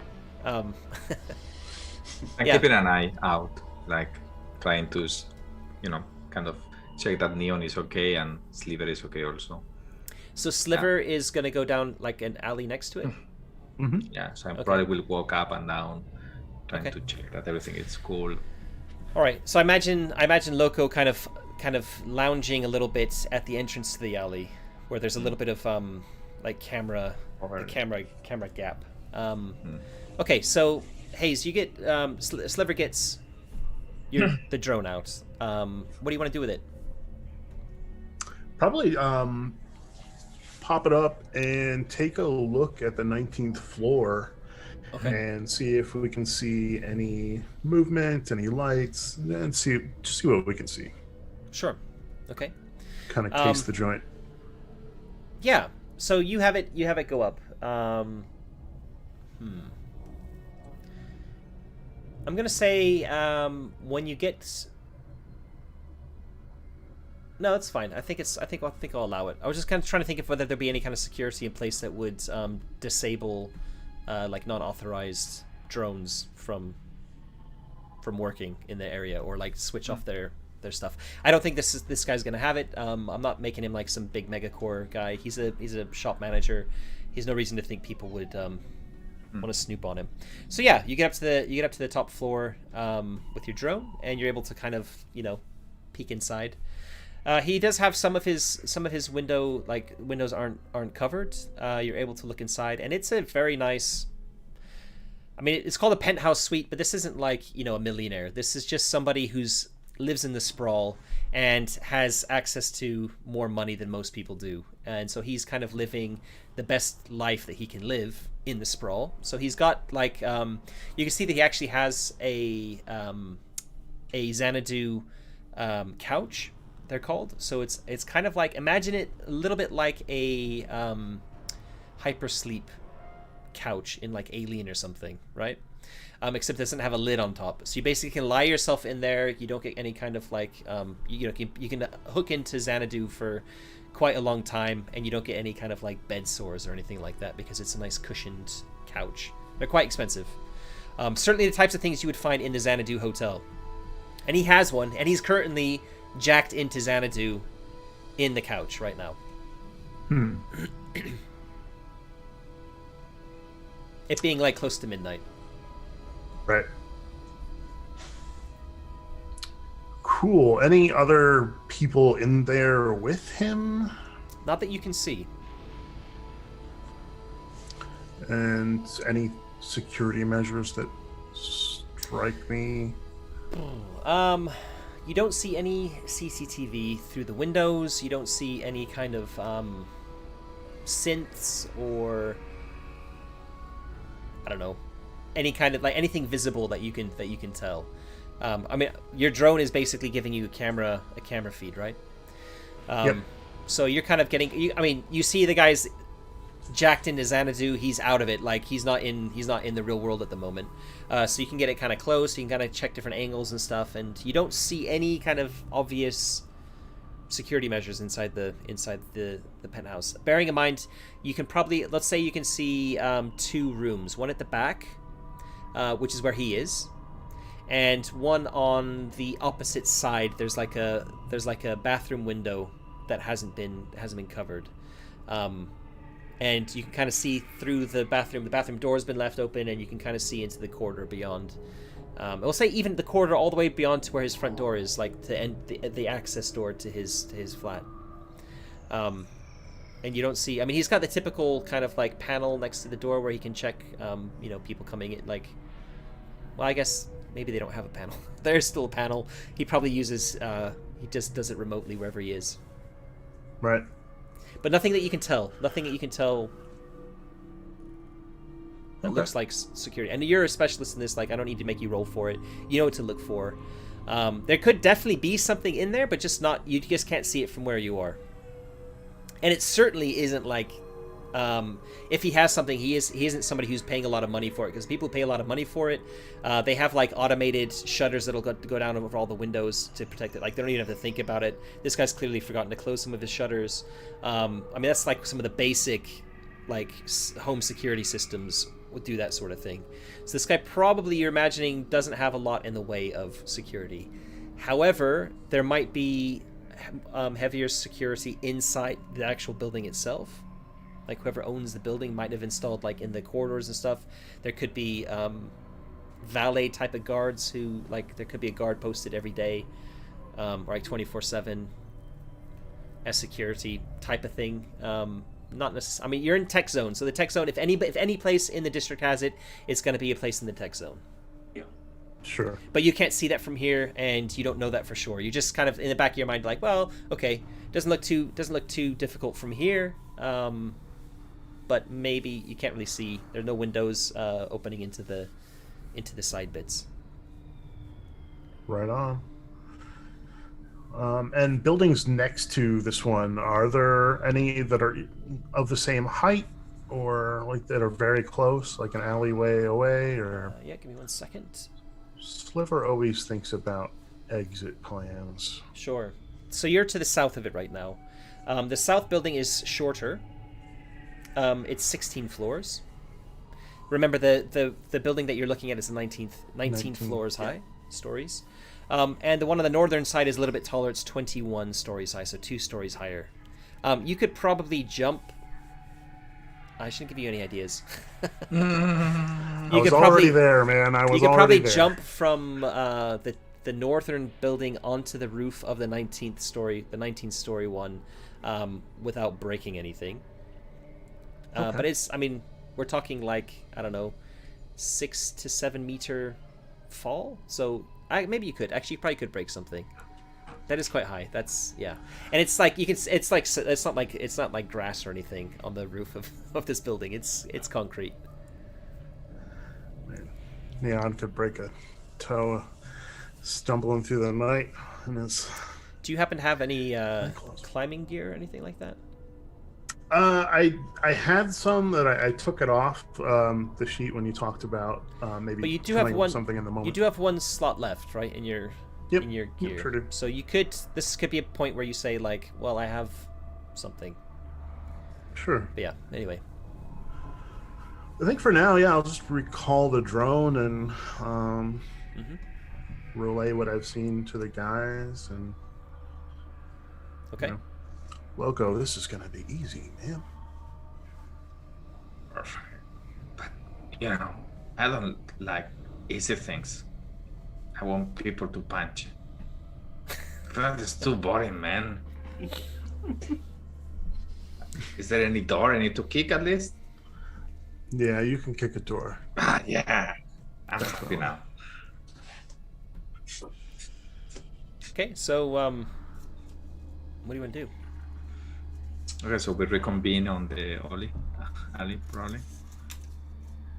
Yeah, so you're having that chat. What about JP? So basically, after a while, I've realised that I've been spending way too much time staring at things, and the other two I've seen Loco walk off around the corner. Obviously, he's been sort of, and I've heard a bit of the conversation. I'm like, oh crap, we're here for business, and then I'm sort of like pulling myself away. But just before I go around the alleyway to join them, I'm just going to have one last look and watch the thing light up and watch all the various other sort of like, oh, you want to... And it's like, no, run it. Okay. And I'll get around the corner. I'm sorry, guys, I was just transfixed. Did you know that the new gloves are just sort of like this extra sensitive and they're just sort of... Yeah, whatever, man. Okay, Sliver, spill it out. How do we do this? You talk too much. Okay, so we need to get into the building. Should be easy. We should be able to just hack our way in there. That'll be easy. I could try get into Xanadu and sort of try and do something, but we need to get into the building first. And I don't think the old trick of just pressing all the buttons and hoping somebody opens it's going to work. Not as they've all got wireless chips and they can switch cameras on. Okay, so what are the options? We try and hack it. I try and hack it. You try and punch it. Which door? I'm confused. There are way too many doors. Well, there's service elevator. we might even be able to get into the building if it's open to the public, right? Because there was a clinic, well, it's closed now, obviously, but we still might be able to just walk into that building, no? Oh, yeah, I just completely blacked that bit out. You think? They usually, like, these places, unless there's like a business on the upper floors, the doors are usually, you need like a key or a key card type of thing to access it. But you haven't looked yet. No. Okay, we'll head up. We'll see if it's open. If it's open, we'll walk in. If not, I'll try and hack it. And if that fails, well, I'll look at Loco. You can kick it. So who's gonna try the door? Wait. This is, guys, you don't want to show our faces there. At least, can you check if the doors are open?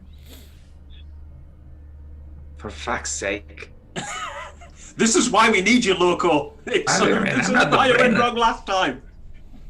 I mean, if the door's mechanically locked, I've got something for that. Oh, the cameras, man. Yeah. So Are the cameras for this building, you say, be on the internal circuit? normally, yeah. Okay. Which is on the antenna On the roof, yeah. Or unless you can find like an access panel to hack into. Which will be on the inside of the building. Okay. Normally. And just pull up an AR mask. Like, Is that a thing?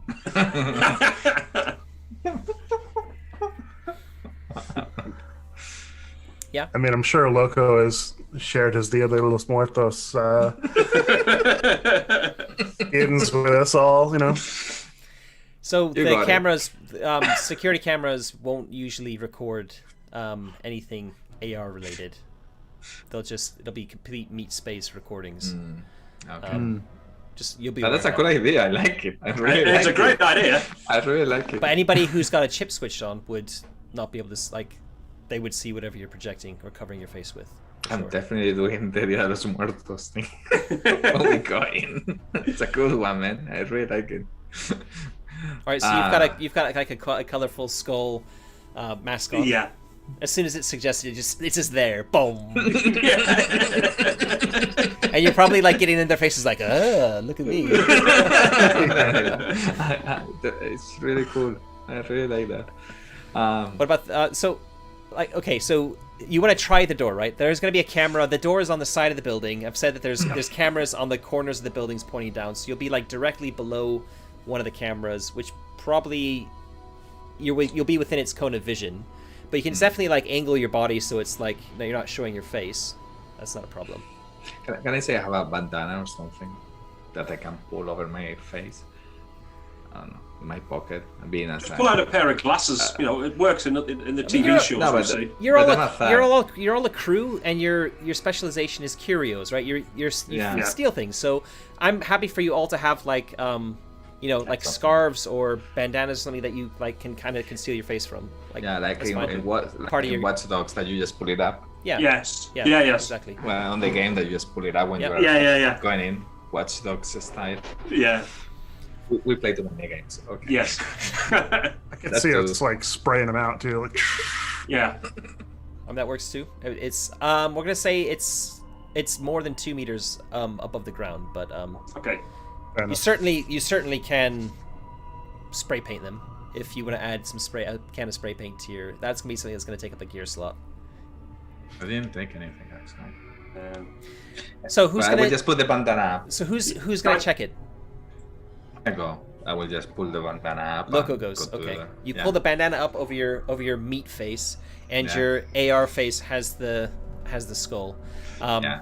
And you kind of go around the corner. You kind of keep your head down, I guess, so you're like not looking at the looking at it. And you see that the door doesn't even have any kind of like Anything to access place where you would like scan some sort of like card or something, or even with AR, like there's nothing poking, like the door is completely blank. Also in AR, so there's So I stand in front of it. Does it open? it opens, yeah. It opens I out, go so in? you kind of pull it I'll open. put my stuff back in my pockets. So I go just in and I chip them. It's open. Yep. Okay. Send them a text message. Are you all remaining chipped? Are you going to turn your AR stuff off? What do you want to do? I'm going mine to is- turn mine off when we walk in, just so the building doesn't click us. Yeah, so you will, like, if there's a scanner in the building, it will scan your chip regardless of whether it's switched on or not. So it's like you can't. it's like a you can't. client only. Yeah, Yeah. it's basically like you're just switching off the feed to the net, and also if there's anything that's AR related that's like trying to confuse you or anything like that, you won't be able to see it. So you're just seeing through your meat eyes or a cybernetic eye in Sliver's case. But you won't be able to see any other, like you're disconnecting from the net, but you're still like it would still be transmitting a signal when you want to get back, when you want to like go back into it. Oh, right. Okay. Yeah. So we'll leave it. It'd be like the switched on thing then. where they say like you take your SIM card out of your phone when you want to like burn it in those films, you know, because Yeah. there's always like a charge running in your phone to like to sort of keep pinging the cell to ping, towers. exactly. Yeah. So it's kind of like that if you want to think about it, except that you're still switched on a little bit. Yeah. Because you have to be able to say at instantaneous when you want it, you can get straight back into it. No, we'll leave them on. You're leaving your chip switched on, or are you going to switch it off? Mine is on for now. All of them on? Oh, okay. Yeah. I was going to switch mine off until I've realized. Yeah, okay, I'll leave mine. You can't do it. I'm just asking. No. It's cool to ask. I mean, this is like nobody's going to know whether you've got it switched on or not. So if you want to have it off, you can have it off, and it's like no big deal. For now, I just want to check what's going on. I mean, if there are any ads running or any stores. So we'll start with Loco. You open the door, you step in first, you kind of ping a little message over whatever like encrypted chat service you're using. Yeah. Telegram equivalent, to say like, door's unlocked, I'm in. And then you don't see anything. Like at the there's some stairs, it's like a little landing area, and then some stairs that kind of go up to the second floor, as you know from seeing the schematic before. Yeah, I still have it. I probably have it on the. You can bring the schematic up. I probably have a mini map. Yeah.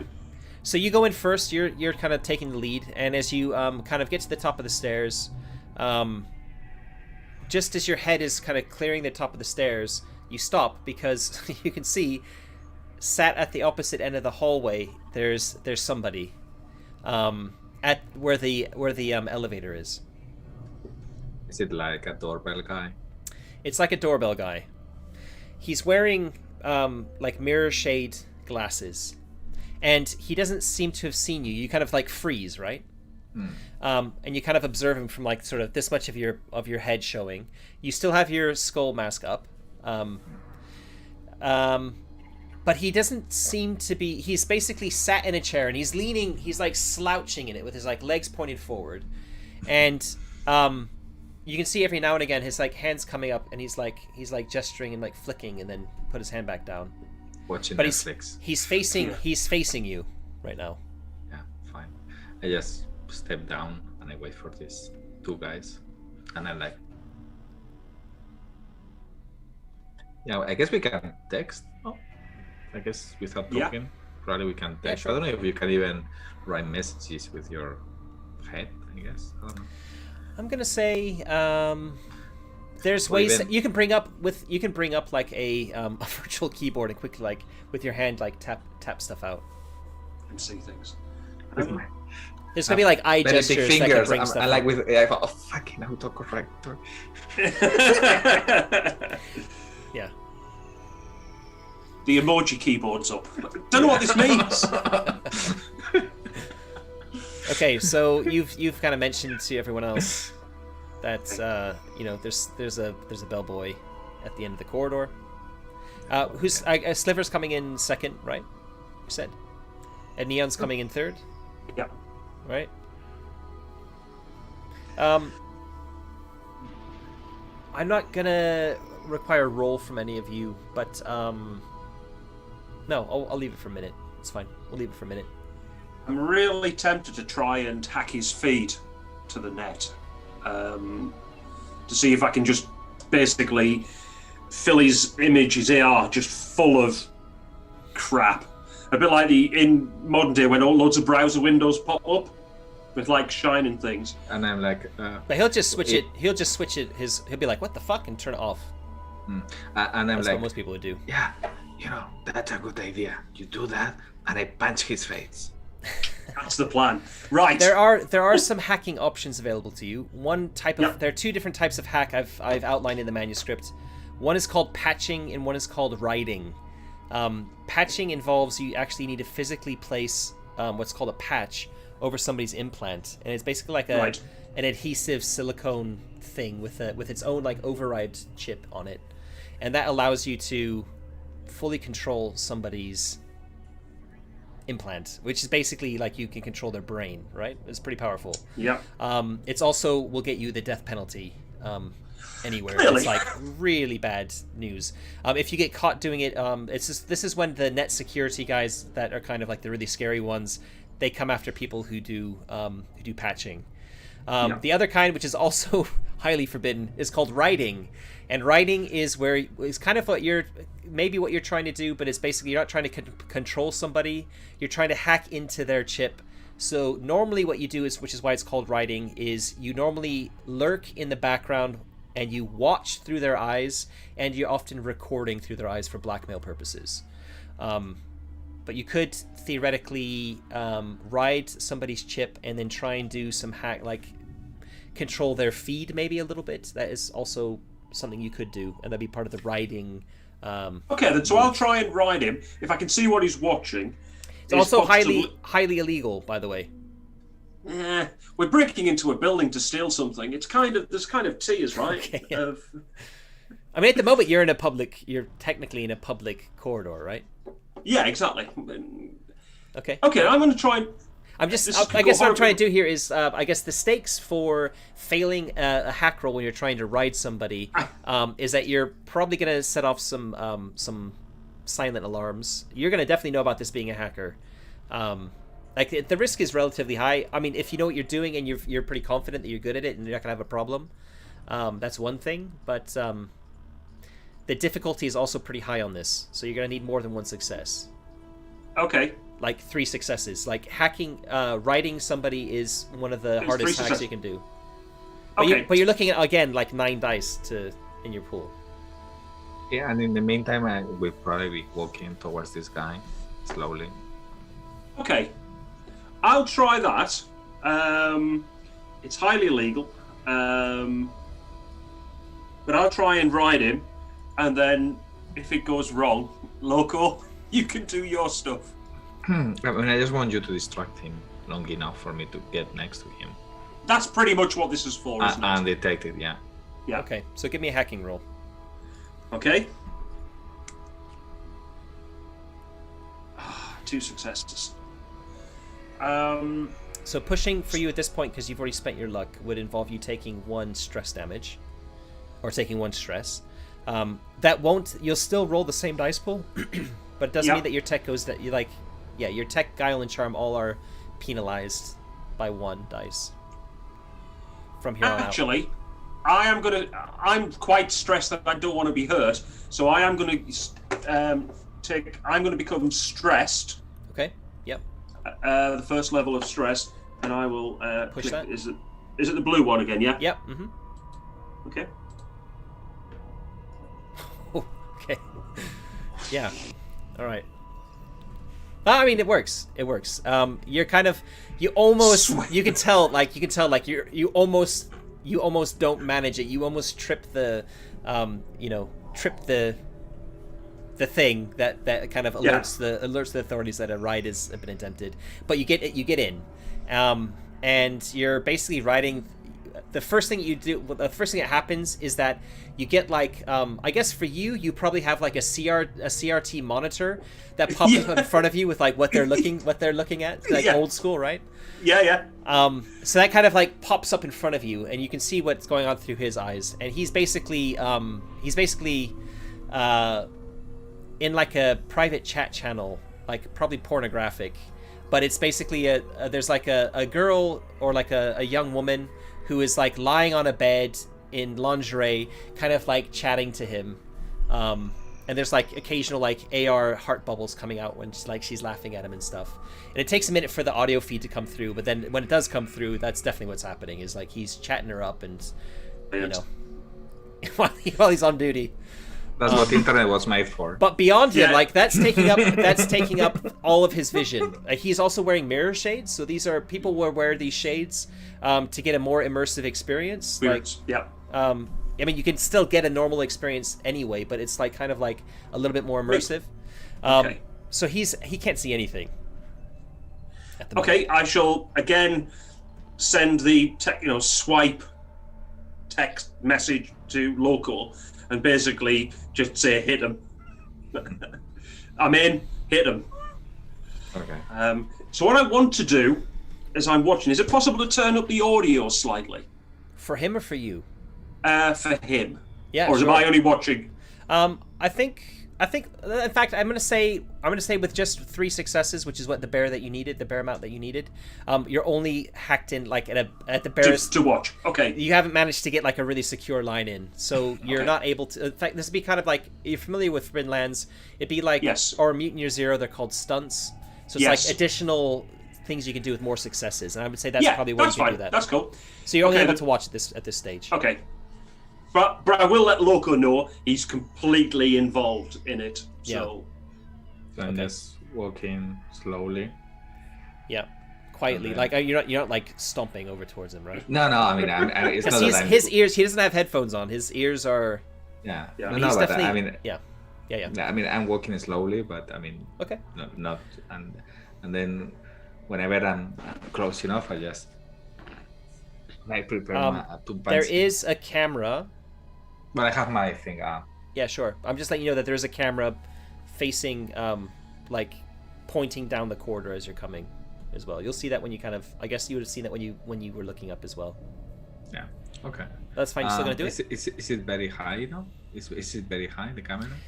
It's in the corner of like next to the doors for the elevator, the lift. Okay. So you could reach it. You could definitely reach it with your bat, for example, if you wanted to smash it. That's what I was thinking. Yeah, okay. yeah. So then, in that case, I will take out my bat. Okay, and then I will smash the camera, and then with a second, probably hit it up, and then when it's coming down, I just pat him on the side of the head against the wall. Sure. So you as you take your bat off of your back, you can. He actually says something. He says, "Oh shit! Come on, 5 more minutes. 5 more minutes." And then I break the camera. when you break the camera, there's this. Obviously, it makes a really loud noise. He's like, "What?"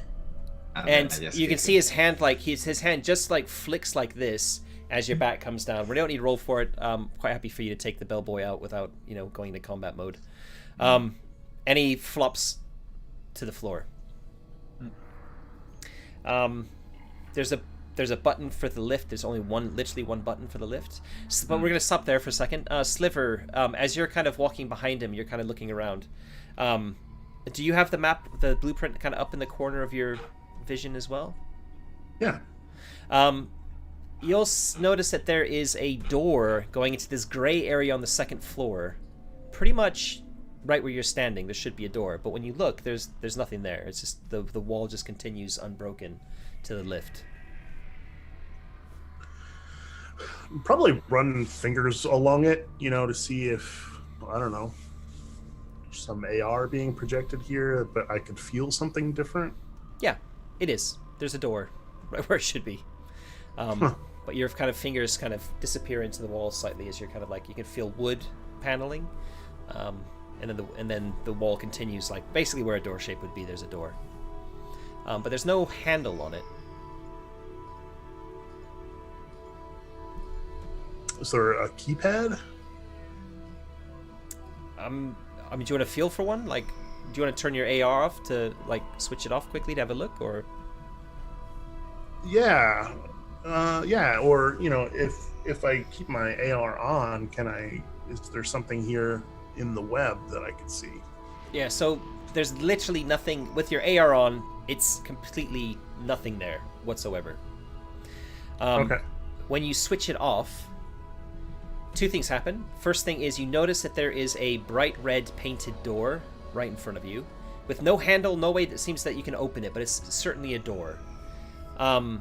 There is a kind of like a button, an old-fashioned I guess kind of like an elevator button that you can push next to it on a kind of like a chrome plaque. No writing, nothing to tell you like what this place is or anything like that. And there's a peephole in the door as well. And the second thing, that's the first thing that you notice, is what you see. The second thing, as soon as your AR is switched off, you can hear music coming from the other side of this door. And the music is like club music. It's faint though. It's faint, but your AR was something about this room was making it so that it was like masking it off, blocking it. Yeah. I think he'd probably lean in toward the peephole with the cyber eye and see if he could try to see inside at all. Yeah. Your Cyber Eye. So your Cyber Eye does have multiple vision modes on it, right? Correct. I'm just going to open it up so that people can view this as well. It's this one here. Cool. So the idea behind this, I think, was that it was like kind of like predator vision, or you can like switch through different like infrared or night vision. I think we kind of left it at that when we talked about it before. But yeah, basically like you can have night vision with it, or you can have infrared. And I would kind of rule, I guess, with this cybernetic eye, when you're in one of those modes, you don't get any AR stuff happening at all. It like overrides AR within one eye. So you do that. Which one are you? I guess you're going to be using infrared because it's a like night vision isn't going to really help go look the wrong way through a peephole, right? Well, would this have like a telescopic part Sure, to it? Because maybe it could calibrate to. It's got a slight amount of magnification. Remember, this is like a cheap model, right? Yep. So it'll have a small amount of magnification, maybe like 10x or something like that. So yeah, I think he would probably try to fiddle with that to see, because usually those peepholes or something are kind of distorted and like a one-way kind of deal. But maybe with that telescopic, he could kind of jigger it to where he could reverse that. Sure. I'm trying to imagine how this would work. Yeah. I think looking through the other way, it flips the image upside down, first of all. So that would be a little bit disorienting for you. Because you'd be zooming through it as well, I think it would probably narrow your cone of vision to be pretty like limited. So you can do that. You can peer through, and what you can see is just a sliver. Like you just move your eye ever so slightly, and it's kind of like moving really drastically, like to the side and up and down and stuff. And you get the impression that it's like a bar, maybe. It's like some bright like neon lights inside. Remember, you don't have your AR switched on, so this is like meat space. It looks quite nice. There's like a plant with some nice purple lights, like somehow making it glow purple outside of AR. You see a woman walk past briefly, only a glimpse of her, and then you can't find her again. But she certainly was wearing something quite expensive, like an expensive dress. Maybe sparkled a little bit, like there's some sequins or I don't know, something on it. Or no. And you get the impression that it's like a bar or something. Okay. He'll just turn and catch up with the guys. That's when the smash happens. Yep. Yeah. Okay. And okay. Loco, you knocked the bellboy out. There's a button next to the lift, I guess, to open it or to go inside or whatever. Is Neon coming up behind? Yeah, so I'm going to head up as well. And when I start getting closer, I just want to. You see Sliver, by the way. You see Sliver like up against the wall, like with his face like pressed against this wall, like really intently looking at this wall. I'm going to look at Loco. Just go. And then suddenly, sort of, hold on, what's he seen? So I'll turn to him and say, Sliver, what have you seen? What have you seen? What are you doing? It's a wall, man. It's just a wall. Yeah, so as he straightens and flips his AR back on, he just does the like martini emotes. Oh, okay. And I'll look at what we're wearing. We're not going to get in. We're seriously not going to get in. I just want to have a quick look over the bellboy guy, see if he's got like a separate card. Obviously, I know he presses the button to open the lift doors. I'm just seeing if he's got any sort of like card on him or any. Yeah, like an access card. Yeah. He does have a card on him. Yeah. He's got quite a few cards on him. Of course, he has. He has one card which has the Sapphire logo on it. In fact, it's a Sapphire employee ID card. Logo. I mean, I didn't. Hey man, I didn't kill him. Okay. I'm gonna ask for a knowledge roll. Now, the way knowledge rolls work in Years Are Many is, it's not based on a skill. It's based on the obscurity of the information you're trying to find, and then if your concept can relate to the information, I might give you a +1 or +2 bonus. So you are a hacker. This is definitely going to relate to the knowledge roll I'm asking for. So you're going to get a +2. Yep. It's actually not that. It's relatively. So it's basically 2 dice if it's extremely obscure, 4 dice if it's kind of Something hard that to we'd find. yeah. Or 6 if it's more likely to be something that somebody might know. Okay. So I'm gonna say it's kind of more like a 4-ish thing. So you got a dice pool of 6. And I'll just give you some information. Okay, so that's -1 for the stress as well, yeah. That's a good question that hasn't come up before. Because it's not a stat roll. You're not rolling against tech, guile, or charm. It's just whether you know something. Okay. So it actually stress doesn't come into play. Although maybe it should. I'll think about it. I'm just thinking because it's like a knowledge-y type thing, Yeah. and that's where I'm hurt, isn't it? Yeah. It's not Yeah. my physical attributes. It's I'm a bit. And you're stressed. stressed, so recalling something, I guess stress would block your kind of memory functions. So yeah, okay, we'll tie stress into it. Okay. Oh, you got a success. Yeah. That's good. You only need 1 success. Okay. So you know that it's quite often the case for security, like megacore security, that their vital stats are monitored through their chips. So if any of them die or any of them become unconscious, that flags an alarm to security to say one of our, like, something's happening. Okay. So the likelihood, that's not always the case, but certainly if somebody's connected to a megacore, that's usually pretty. It's standard it's like kind of what operation. hackers talk about is like because one of the things you can do with like patching and stuff is you can knock somebody out. And it's always the case, like, you got to be careful that if you're knocking somebody out, that they're not connected to a megacore, because then they'll come down on you really hard. Because remember, you have, like, patching, you have to slap something physically on somebody. On the top of the back. I'm kind of hoping that the fact that he was dialed into his equivalent of, fun time at night, that he's disconnected something to do that. That's what I'm kind of hoping. Mm-hmm. It may not be the case. I'm just sharing some information that you when you see the Sapphire card come out, the ID card, you're right. Okay. Because even if you wake him up, he'll still be stressed, and it'll still report back to them that he's got elevated stress levels. I mean, through his AR, unless you can like disable his AR. Yeah, I'm not somehow. Okay. It's pretty hard to do. I'll grab the cards and I'll mention to Sliver and Loco that we may have less time, but let's get on with it. Let's get this over with and let's get out. We can always go out via the roof, right? That's what you said, Sliver? We can go out? Potentially. And then you'll sort of like set something up, like make a bridge so that I don't have to jump? Didn't say that. Okay, so is this elevator going all the way to the 19? So you push the button, the lift opens. It's an elevator. It has a button up to 19. It has like a scanning, like a black, like plastic scanning thing. And in fact, it lights up with your AR. You can see that it lights up to say, please scan your key card. Right. I'll hold the key cards out to the group and just say, which one do you think? Try them all.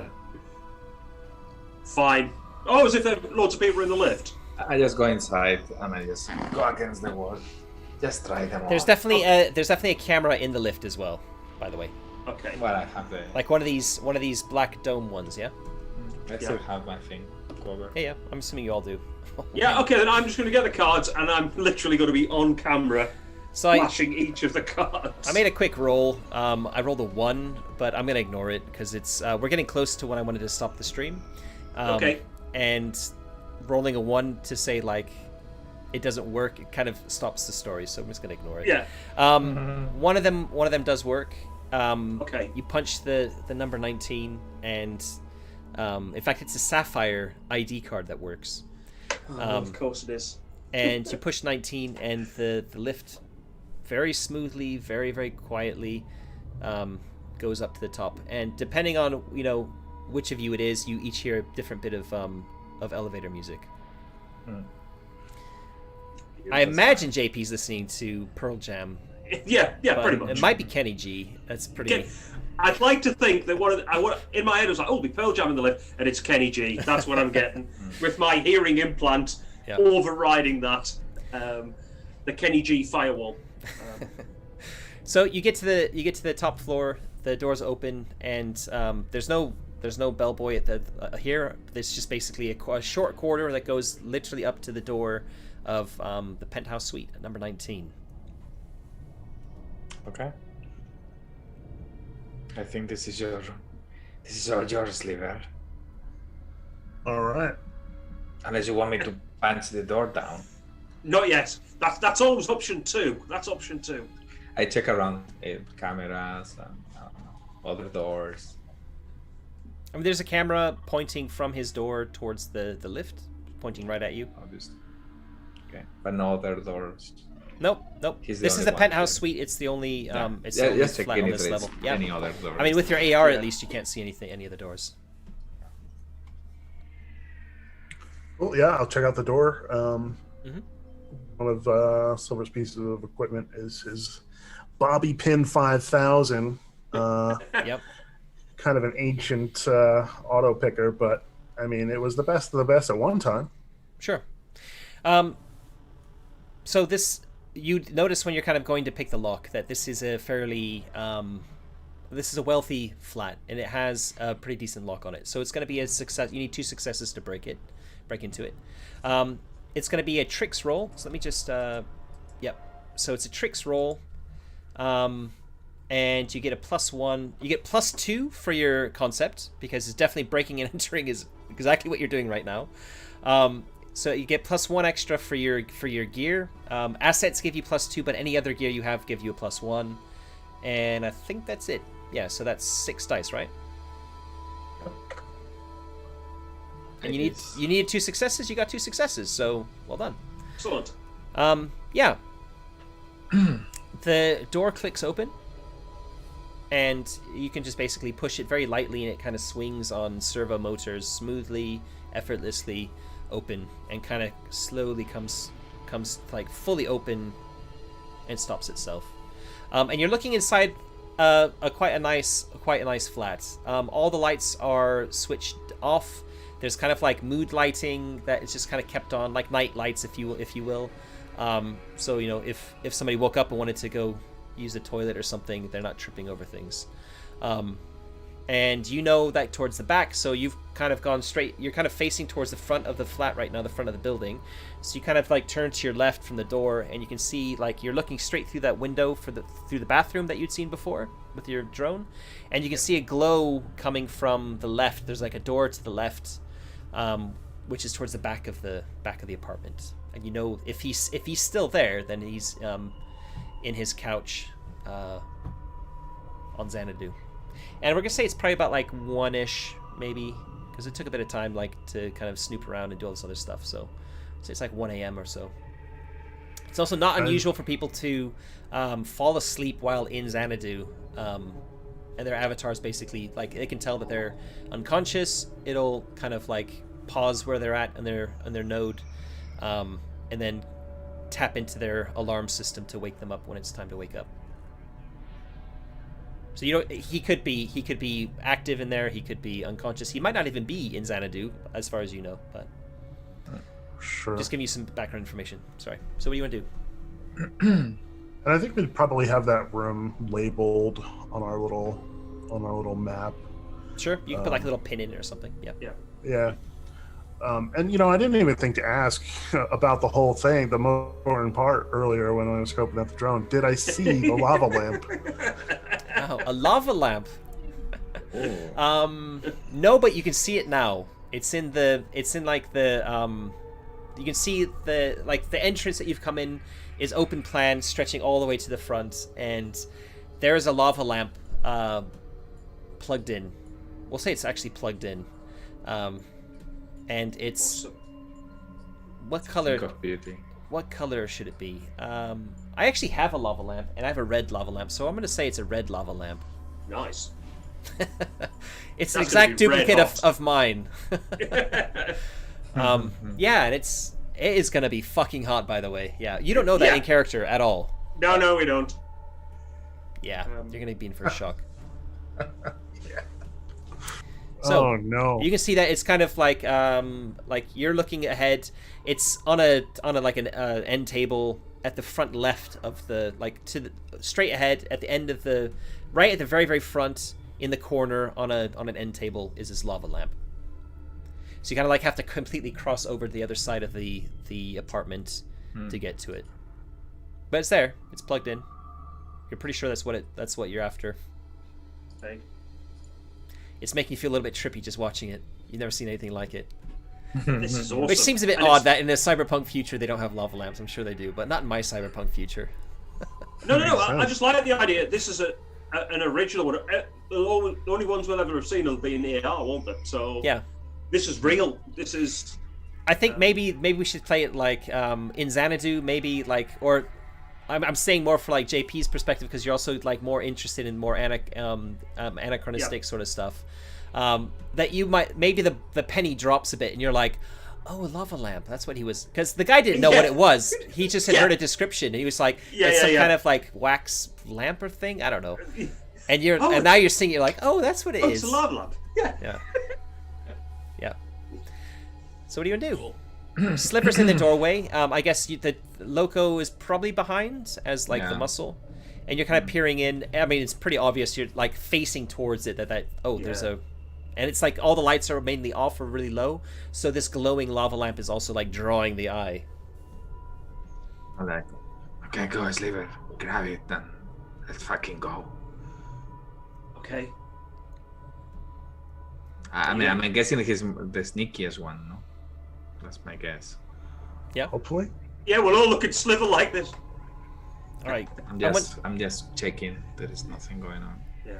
So, Sliver, give me a guile roll, +2 for your concept. This is like your kind of sneaky roll.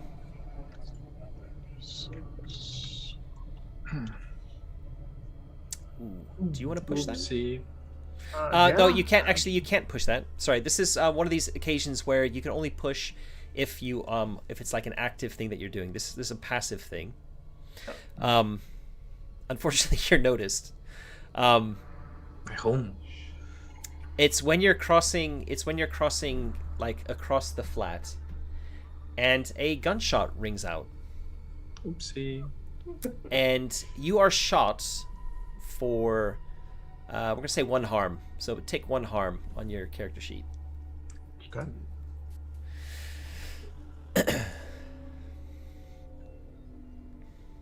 And I think we might stop it there because I'm just looking at the time. We didn't really get as far to test as many things as I wanted to test, but there were some kind of cool things that came up. So let's do a quick debrief of the session of the system. I'd like to hear your thoughts very quickly. So we'll start with JP. I really like the hacking concept, the patching. I really sort of thought that's going to be pretty cool later on. I like the fact it's quite illegal, and I like the watching, that mechanic of sort of like needing a high number of successes to get.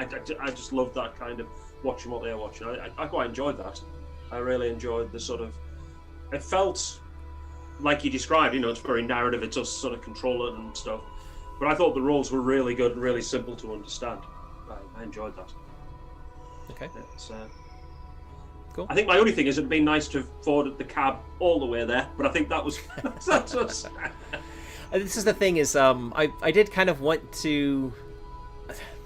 This is just like similar to the sunk cost fallacy where I spent a lot of time on this map and coming up with things in between the nodes, so I kind of wanted to show it off, but in reality it probably wasn't that interesting. No, it's cool. But yeah, I did end up losing a bit of like playtesting time on kind of showing off the setting, I guess. But yeah. But I think that's important, isn't it? It's just showing what it can do and it all adds. Yeah. We're here for it too, right? Yeah, exactly. Yeah. So Hayes, how about you? Thanks, JP. Yeah, I thought it was cool how you could throw a bunch of dice and then kind of see what happens, and I like the fact that the things that your character is good at, really helps you with the dice, and you don't have to roll for everything. If it makes sense to do it, you just do it, and I like that a lot. It seems like a quick system, so that's good too. Yeah, you got a character created pretty quickly. I wasn't sure. I was like, so for people watching, Hayes was kind of a fill-in for somebody else who was basically someone in his game group who was originally signed up, and he couldn't make it because I messed up the the time zone like conversions. And Hayes stepped in like 2 hours before, I think. Yeah, something like that. And yeah, you got kind of read through the documents and created a character with time to spare. So yeah, cool. All right. And Tony, this is the first time you've played User Menu, right? Yeah. So I think it's, I quite like it. It feels very lean, very simple to grasp with only, and I think your addition of the 6 attributes really made a big difference, because 4 felt like a bit not enough maybe. And I actually kind of like the idea that the 6 attributes, you could even, kind of equalize them to kind of the concept, like meat could be a bruiser if you maximize one, if you maximize, you can even have your own templates of different characters based on, we show it today in a way. We have the sneaky guy, we have the hacker, we have the muscle guy, and each one have maximized one of them. So you have and then you have the flexibility of change the others. And for me, it's amazing that with only 6 attributes and assets and Chrome and whatever other gear you're gonna have, it's enough. You just don't need much more to have fun and have a very nice narrative game. And I really like your map. I think it's pretty cool. I was not aware that you had so advanced a document. It's pretty awesome. Oh, for the Cyberpunk thing, you mean? Yeah. Oh yeah. Cool. Yeah. So some of the things I wanted to play test that we didn't get a chance to do. With the hacking, I had some stuff worked out in terms of if you failed. So. Oh, that's fine. It was things like mainly I've kind of cribbed from some other Cyberpunk games that I've got, where I was looking at like hacking is very easy to go down a rabbit hole of complex, crunchy mini game, and I don't really want to do that, because I think if there's a hacker in a group, it's going to be one player. And to introduce a really complex thing is only fun for that one player, and it's not fun for everybody else to watch it. I was reminded of some subsystems in Star Wars. Shadowrun. I'm sure Shadowrun. So I wanted to keep something light, and it's basically a single roll, a single test, and based on how successful you are, definitely a difficulty scales up with what you're trying to do. And if you fail, the level of failure that you have will determine the severity of some sort of kind of like feedback that happens. So that's kind of where I'm going with for that, which we didn't get a chance to look at. So you could have had, theoretically, if you rolled really badly when you were trying to ride that guy, you could have had some really bad shit happen to you, basically. This is kind of almost like a critical it's almost like a crit roll that you would make, almost. I don't have a D66 table, it's just a simple D6 one. But yeah, anyway, so that was one thing that didn't get quite a chance. But I think the hacking works quite well, as simple as it is. With a single roll, with the difficulty, with the successes. Yeah. And certainly when I got 3 to watch him, I was like, the plan was to turn that made perfect sense. It's sort of like the more successes that you push into it, the more control you've got over that kind of experience. Yeah. So that worked really well. And it was nice, quick, simple. And the other 2, in this case, weren't sort of watching me and you sort of play for like 30 minutes. On sort of like, there's intrusion countermeasures, and I'm going to pull this, and I'm going to fight it. It just sort of keeps the narrative going. Go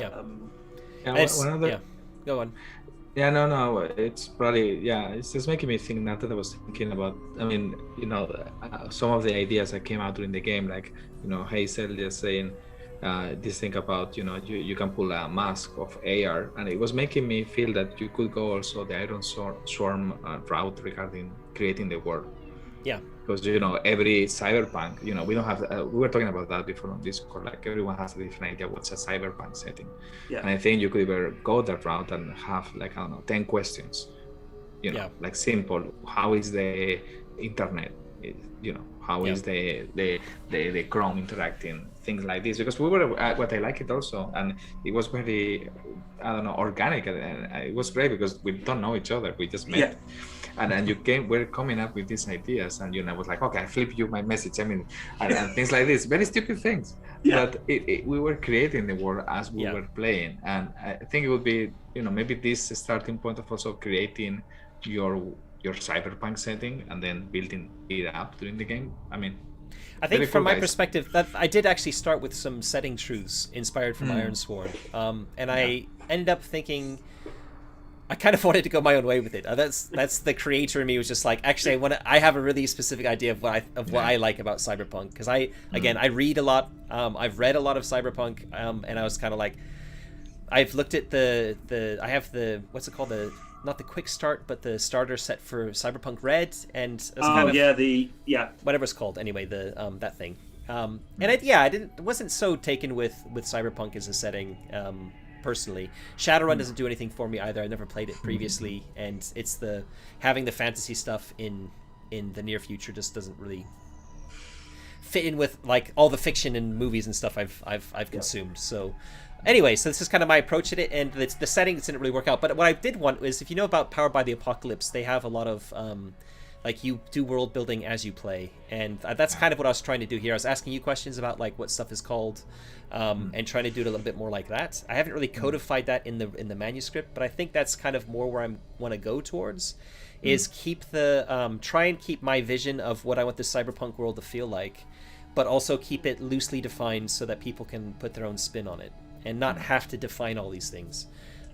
Because stuff like, I didn't think of all this stuff, like you talk about emojis, and I was like, yeah, why not?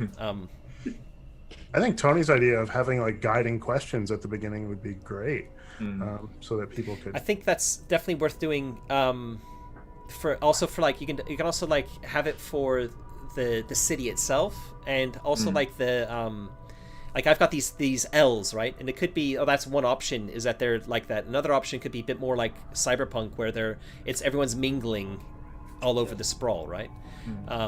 Which some people might prefer. And I think those setting elements also, in my opinion, are easy to ignore, and you can just use the mechanical bits of this game with Shadowrun. Or I mean, there's no magic and there's no like fantasy races, but you could use it with Cyberpunk, for example. Oh yeah.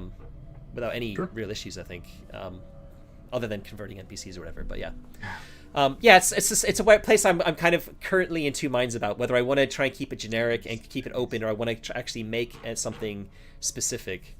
So we'll see where I get to with that. The other thing to note is that there are a lot of Cyberpunk games that are available on the market, a lot of rules light ones as well, a lot of OSR ones, in fact. And there are two currently being developed for the Year Zero engine. So I'm also trying not to step on other people's toes. They're both very crunchy, by the way, the other two ones. Typical kind of Cyberpunk game. Lots of rules, the very, very busy character sheets and stuff, which is cool because a lot of people play Cyberpunk for the crunch, I know. Not me. So mine would be kind of fit in alongside them, I think, fairly nicely, in that it's much more lightweight. We played one called Remember Tomorrow. I don't know if you've ever seen that. I've not heard of that one. It's really small. You've only got 3 attributes, but you move the GM around the table as well. So when we play, there's a little bit of world building in it, but it fell down in our group. Not that everyone needs a GM, and I know lots of these systems aren't. There was the 3 attributes didn't work as well as this did. It's only a really thin book, but the session we had was okay when we played it, but it was just really weird so someone else took control of the scene and someone else took control of the scene, which sort of lost some of the story beats. I've got a game called Lovecraft-esque, which does the same thing, but I've never had a chance to play it. It does seem it seems interesting, but it's a bit more like meta, almost board gamey a bit, but yeah, cool. Yeah, thanks. There are definitely some cool stuff that came out of that. Also, some core Year Zero mini stuff like knowledge rolls and what happens when you're stressed on a knowledge roll, which I've play tested Year Zero mini a lot in the past, and that's never come up actually. All right. Surprisingly, or maybe it has, and we just ignored it. Like maybe somebody was stressed and they just didn't think about it or whatever. But it makes sense. If you're stressed, you probably you cannot concentrate, and so it makes sense. What are your thoughts on that? Because that's also quite a that's a little mechanic I came up with, which I hadn't really seen done in many games before, but the reason it stemmed out of it is, if I completely forgot one of the core bits of Year Zero mini. When you fail a roll, you tick a failure. So for example, Sliver here would have marked 1 towards Guile, put like a 1 in here, and the idea is that when you have the same number, again, this is something you can tweak in your setting as you like. The core is that basically when you get the same number of failures as your stats, you can increase your stats at the next downtime. And in a one-shot, that's really not... You need the downtime where we don't have the downtime. It's meant to be like between sessions, right? Yeah. So it doesn't really happen. But it would have been interesting to showcase that off while we were playing.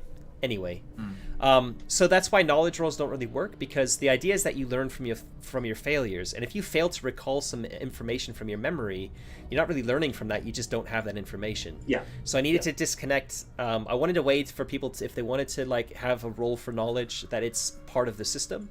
So that's why I came up with it. But yeah, what did you think of that? I think it's good.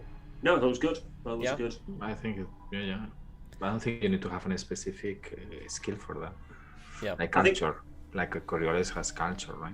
For that. Well, like lots of games have lots of stuff. Yeah, I'm looking at Call of Cthulhu. They've got multiple skills for. Yeah. Well, that's the whole point of Cthulhu. It's either lose sanity. How much or knowledge things. do you have? Yeah.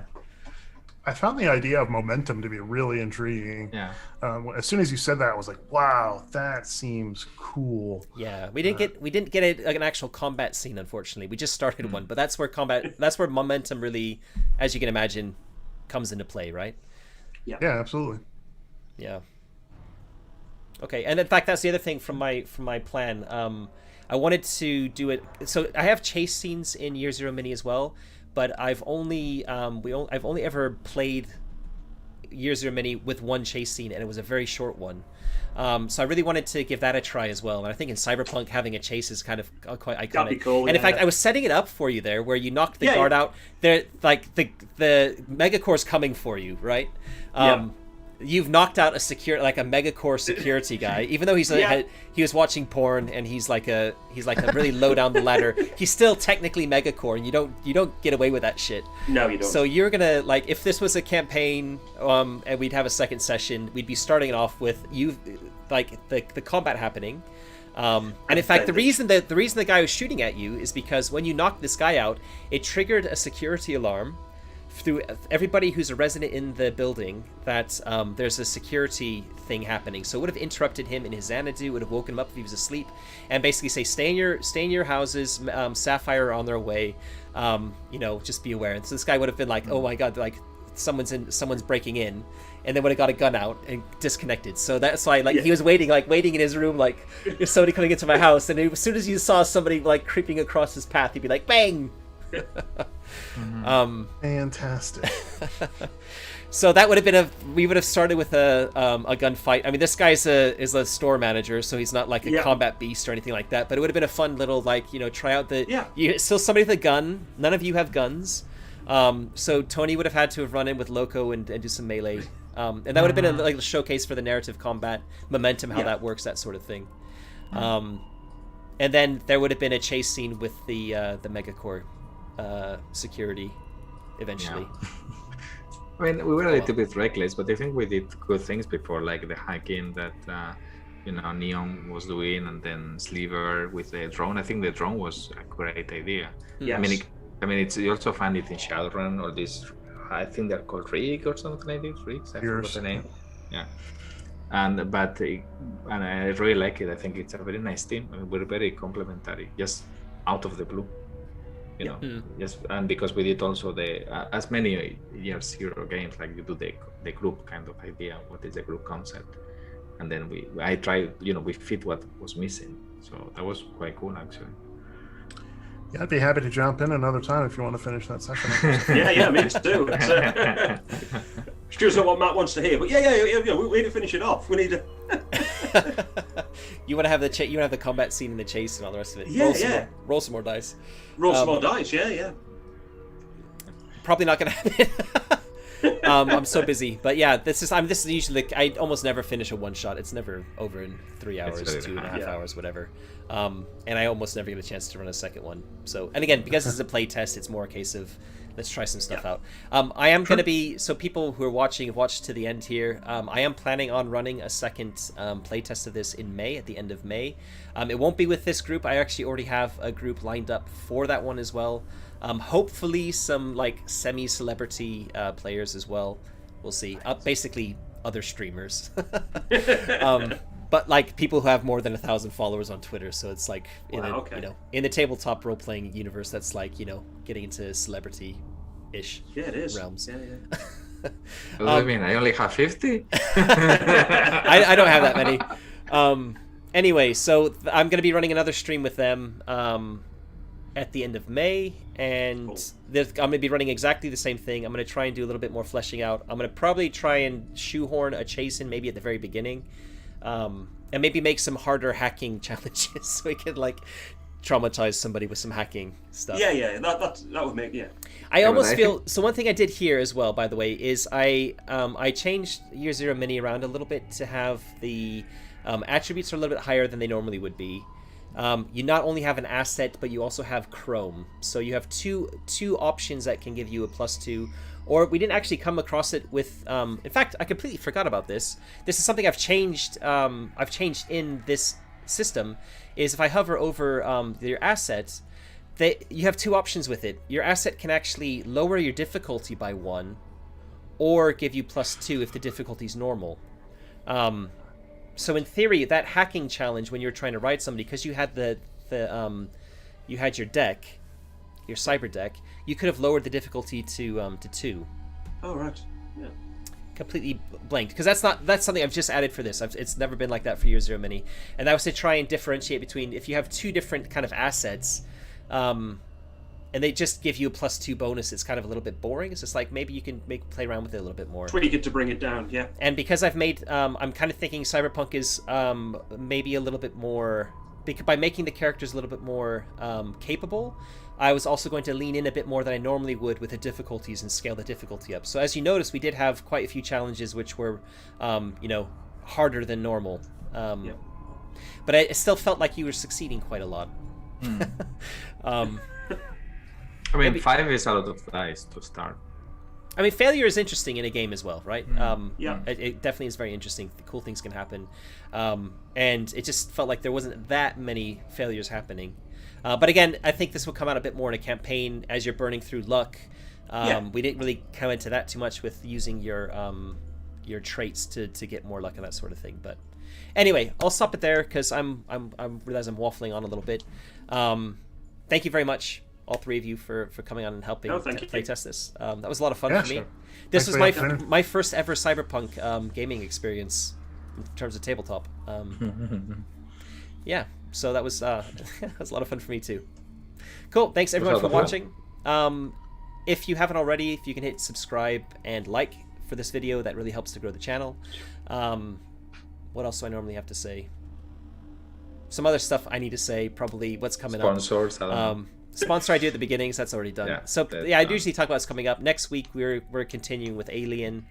Coriolis will be in 2 weeks' time, so we're not actually like kind of bumping the schedule along. We're just taking a break from Coriolis for 2 weeks. Yeah, and then again, this is going to be happening at the end of May. So thanks very much for watching, and thanks again to everybody for coming on. And we'll catch you next time. Cheers. Cheers. Bye. Bye.